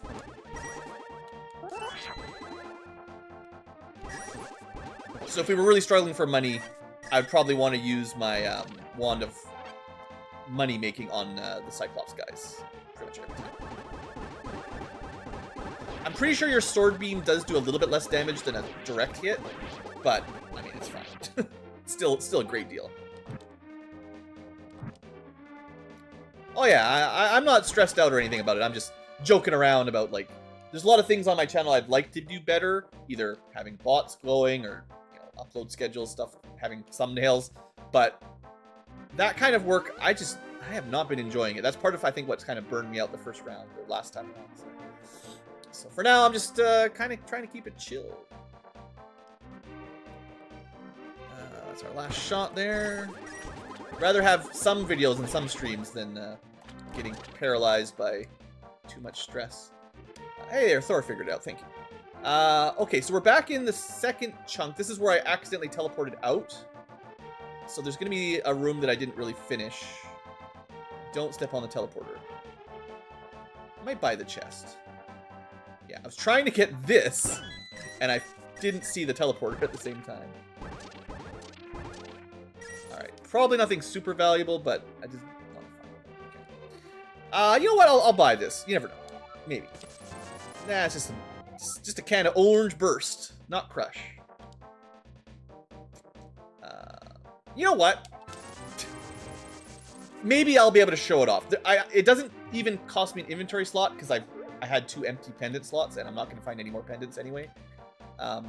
So if we find, I think there's probably 1 secret room in this floor. Maybe not guaranteed. I'd say 1 or 2 at best. If we had the map, I could show you that it's just every square is a room, but that's okay. Okay, so this is progression.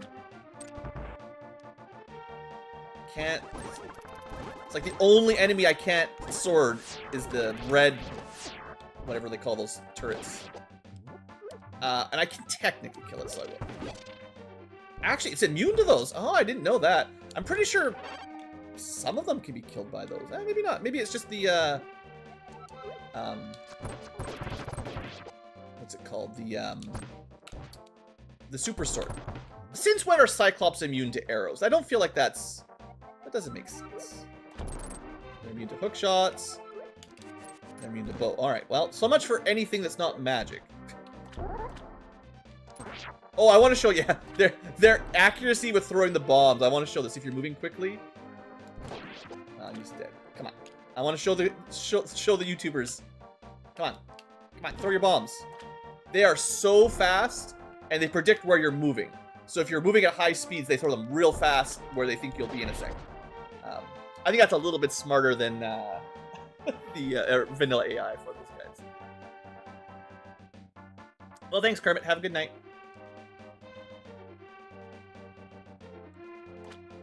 Well, I will say for recording purposes, Strange Mind, I definitely do better if I don't drag it out. Just in terms of any game, but especially for Let's Playing. If I'm not playing kind of regularly, like I've tried stuff like, you know, recording just a couple and then posting them, getting the comments, talking to people, and then recording the next couple after that. It doesn't work well for me. I feel like I need to play through the game in less time. Otherwise, I just forget about it, move on to a different game, you know, I get distracted or something. And then I never go back to it. And that's really bad. Well, it's bad enough for normal games. It's particularly troubling when you're uploading a series. Like, I need to actually start recording some more of that Fire Emblem ROM hack, because otherwise, if I leave it for too much longer, I'm going to have a hard time getting back into it. This is what I'm looking for, is the switch that lets me through that room. Or a key that lets me through that room. This was the starting room. I feel like I must have missed something. I mean, I could buy a key, technically, to break the logic. But I don't want to do that unless I really get stuck. It probably is just in a pod I missed or something. It's unfortunate. But I want to prove that, like, you don't have to buy those keys. The shop keys are always just a way to save a little bit of time and not actually full clear a dungeon. But I'm pretty sure we're strong enough I should be able to full clear it. Just need to not miss things. Yeah, I don't think it's unique to me. I feel like it's a relatively common problem. It's too many game syndrome, or not enough time syndrome, or sometimes not even time, but like energy. Spoons get used a lot, like mental energy. Just the ability to do all the stuff you want to do. And even though gaming is classically lumped into the, what are you complaining about? You're just goofing around, having fun. It definitely takes some energy, you know?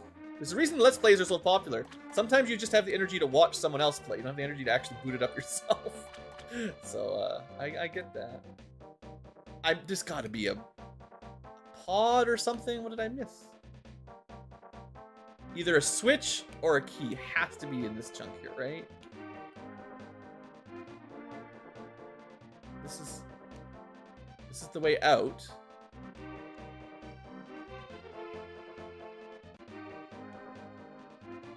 There's no way they gated it behind a mandatory key purchase. I can't. There's no way they would do that. One of these rooms must have an enemy or a pot that I've missed. I can drop a key. It's gotta have it. Heck, I even have the secret pendant equipped, so if there was a bombable wall, we would know. There could be an unlit torch, possibly. That could give us a chest with a key, maybe. Actually, not 100% sure. I think keys might only be pots and enemy drops. So, I mean, there's this guy, but we can't actually kill him. Weird. Well, if I make it through the whole loop one more time and I still haven't found a way, I'll just buy the key, but dang, I feel like I've definitely missed something. If it is a fake wall, my pendant should jingle, and there should never, as far as I know, there should never be mandatory find a secret to progress. Because you could run out of bombs.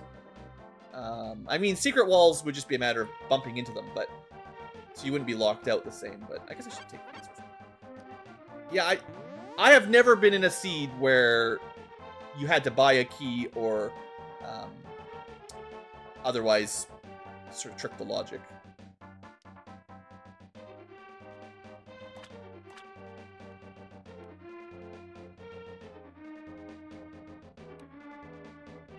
I just didn't hit that, that's all.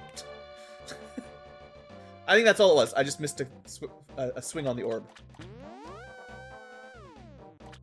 Because now, which room is it? It's one of these rooms. This one.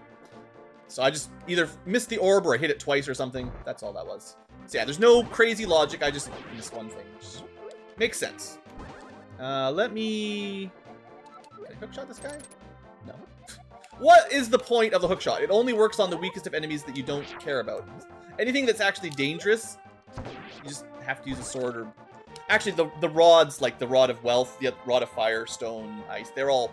I think they work on basically everything, so they are pretty good at helping you kill stuff.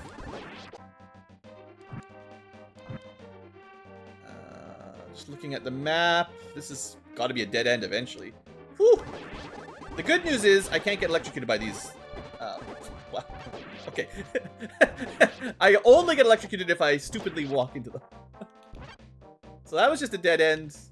Alright, that's fine. But nice to clear out one way or the other. Yeah, I can hit them when they're electric at the very least. None of these are alive. Hey, okay, that was the progression key. So we could go back now.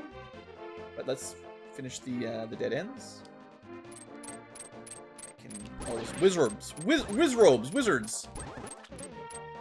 And these are the... I think there's 2 types. I think these are the easier of the 2. Luckily, they don't move like in the first Zelda. Oh, wizrobes in the first Zelda. Not to be trifled with. But Link to the Past wizrobes, not too bad. And I'm also pretty sure my shield would block their attacks anyways. Oh, could have just used that. Okay, well this has to be a dead end.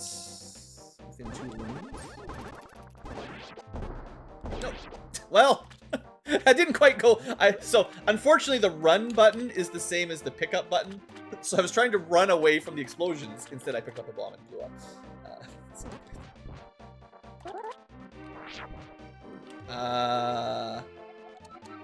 Sure. Yeah, that's pretty good. I did say something about trying to preserve my health more than my items. Let's check. Before I take the teleportal, which probably just takes me back to the key door. Some free bombs, and just dead end. Yeah, okay, good. Still no dings for my Pendant of Secrets, so I don't need to check the walls at all. That's one thing I would say is having this with you definitely means you can play faster. You don't have to bomb walls, you don't have to press up against walls for illusions or anything. You just, if it dings, you check, otherwise just go. Just go fast. It's not looking too good for getting my final armor upgrade. I suppose it doesn't matter. The Master Sword is the most important. The gold armor is freaking Kinstones. Do I have another blue one? Yeah. Are we gonna get like 10 Kinstone connects in one run? Is that illegal? I mean, I don't even think they can give me anything I want, but... and yeah, for Strange Mind, because I have the pendant on, any bombable wall would tell me it's bombable right now. Don't need that. That's completely pointless. I've got the immunity to curses. That's all it does is get rid of curses. The heart was good, though. Almost max life is pretty fun. Hopefully we find one room where it dings, and I can show you what it means for the secret walls. But yeah, that's why having the pendant is so nice. You don't have to guess. There's no way to put them in a bottle. There's no bug nets or anything. I don't think. Well, I've got all these arrows and no, not very many rooms left, so you can shoot them over the blocks. I didn't know that. Streamer luck, yeah, I know. I mean, I had some streamer bad luck early on, at least, so it sort of balances out. We did get cursed for floors 2 and 3. And missed out on like 300 rupees. It balanced out in the end, of course, but there was a period where I'm like, well, this run might be scuffed. But, power through.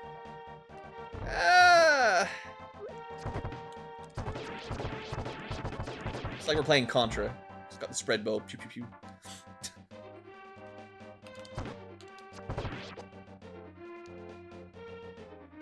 Man, not too many rooms left. Oh, come on. I think the hitboxes on the anti-fairies is pretty small there. A little bit harder to catch than normal. I mean, I guess it's kind of like that in Link to the Past too, because you could hit them with powder to get a free fairy, but the timing was pretty tight.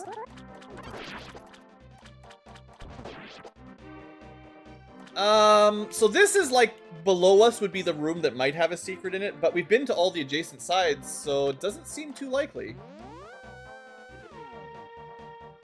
Oh. It's not a secret room. See? This is what I mean. Like, just looking at the map, right? None of those were secrets, so there was no room for a secret room yet. Because everything has a normal room. So, yeah, there's no reason to bomb or check walls at all at this point. Even if... There you go. That's what we were looking for. So there is at least one. The thing is, it would be very obvious. It's either... walkable. I'll actually save it for a second, but this is a room that has one of the adjacent walls is probably explodable. But we can figure out exactly what it is, and I think it has to be to the right now.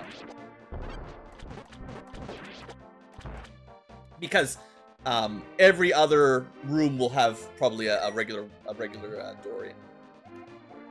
So, it's nice. That's what I mean. The secret pendant, I think I would have still found this anyway. And honestly, this is pretty bad reward, so it's not like I missed. Unless we find another blue Kinstone chest. But chances are pretty slim on that. Right?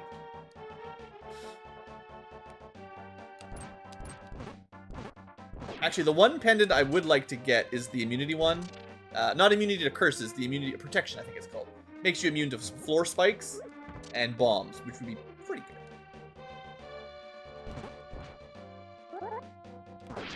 Because my sword is so strong, I definitely have been defaulting just using it to kill everything, but... I guess we can do that.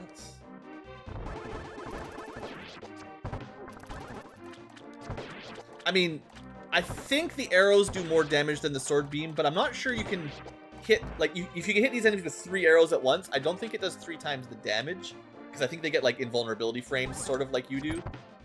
Oh, come on, that bomb explosion was too big.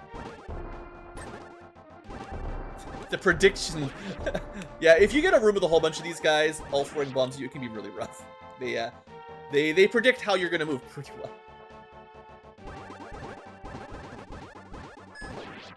That was lucky. Should have got hit there probably.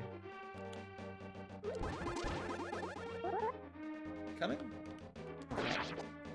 Alright, well, there's not very many rooms left, so yeah.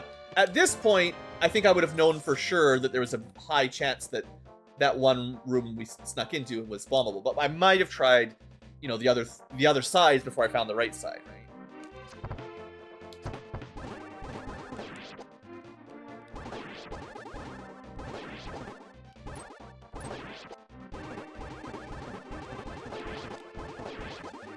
Okay. This is another monster trap type room, but we're certainly equipped enough for this. I probably have enough arrows left to just kill everything in the game before the final boss. And that is where the boss is. Now, I'll clear the last two rooms just to be thorough, but as you can see, every single room, I think, except two, as it turns out, was in fact a regular room that you could just open. So the Pendant of Secrets, on this floor specifically, I don't think it really helps you very much. Because, you know, you probably could have guessed that the two blank spots had a way in. And it wouldn't have taken very many... Oh. Wouldn't have taken very many bombs to find it. Now, on the downside, neither of the secret rooms was really worth anything. But, sure, we found them anyway. Take that heart. And I'll even heal up for the boss fight, even though it probably doesn't matter. But that's it. That's a fully explored level 12. You know, could have saved some time by cutting some rooms, but we're at almost max health. Best sword, best shield, best glove, second best armor. Pretty good stock of healing and stuff. You know, should be solely good for a final boss, right? You know, like point-and-click adventures? I haven't played one in a very long time. When I was a kid, I definitely played quite a few. You know, the old Curse of Monkey Island type stuff, King's Quest, those kinds of games. But it's been a very long time, and I kind of don't think they aged that well.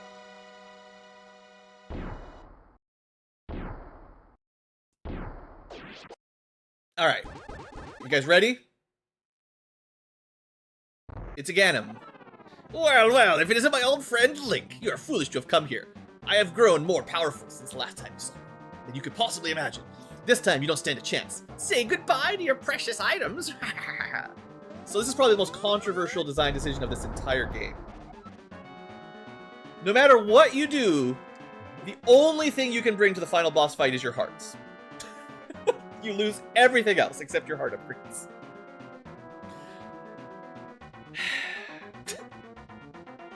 Honestly, I think I'll be okay, but the only way to hurt him is like that, and I think he takes 5 bombs or something. That's the worst pattern to dodge. Everything else is pretty easy, generally. No, I need to hit him. Dang it! Okay, that's bad. That's a full cycle loss. Maybe I'm not going to win this one. I've only hit him once. Oh, I forgot about that one. That's the gravity. It's pushing me up. You can't hit the orb, and you don't want to get pushed off. So, yeah, this is not going great. Come on, give me a bomb. Sometimes he doesn't even give you a bomb. If he doesn't give you a bomb below him, it's very hard to hit him. Just do back and forth dodge. It's easy. When he's in the middle like that, I don't know. There's barely enough time to dodge. I didn't have enough time to pick that up. I think we lose. I think if I hadn't missed a bomb, I'd be okay. But I missed 2. And I think that means I'm done. Unless I really play well.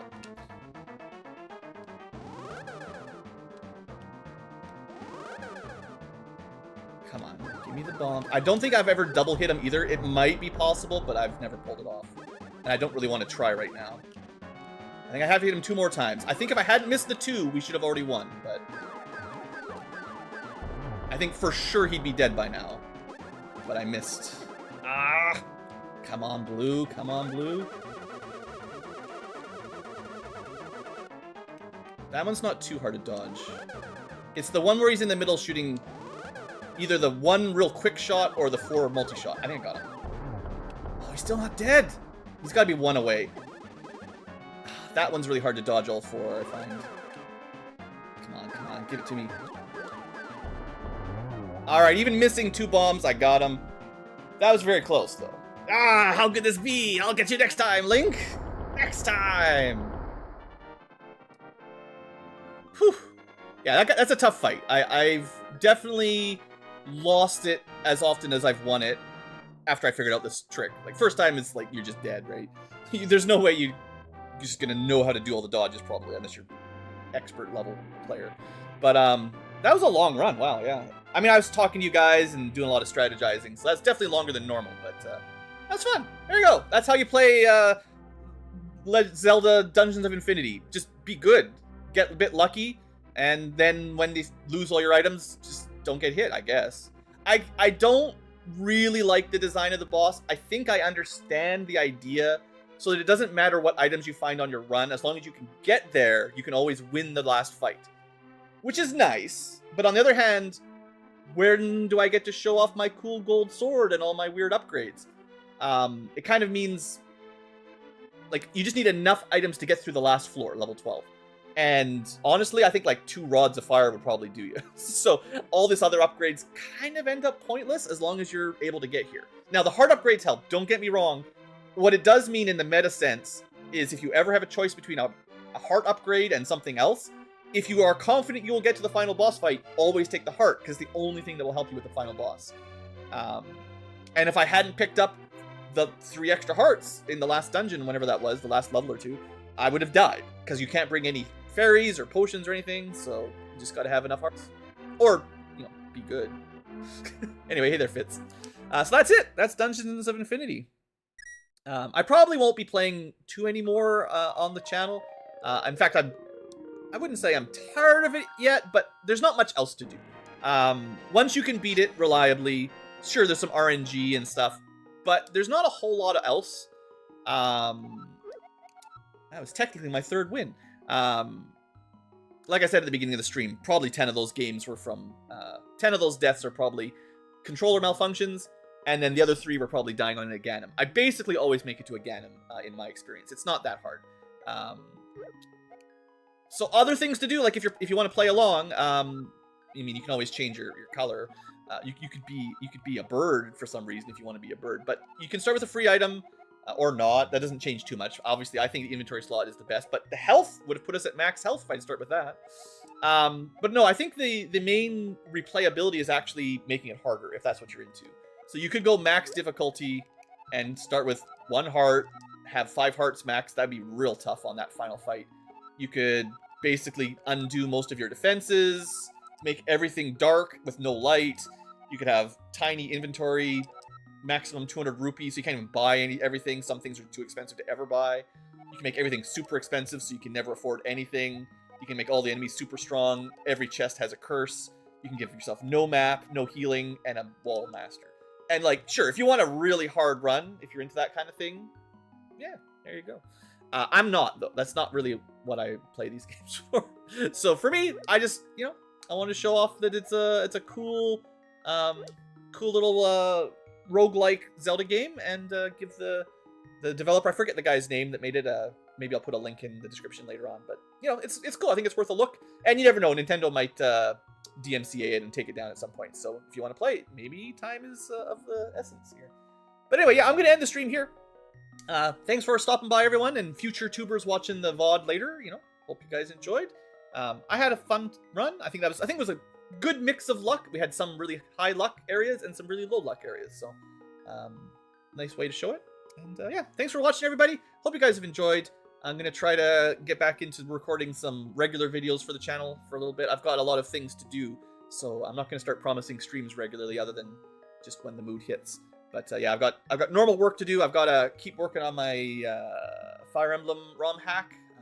Maybe halfway through that-ish, but I definitely got to keep recording.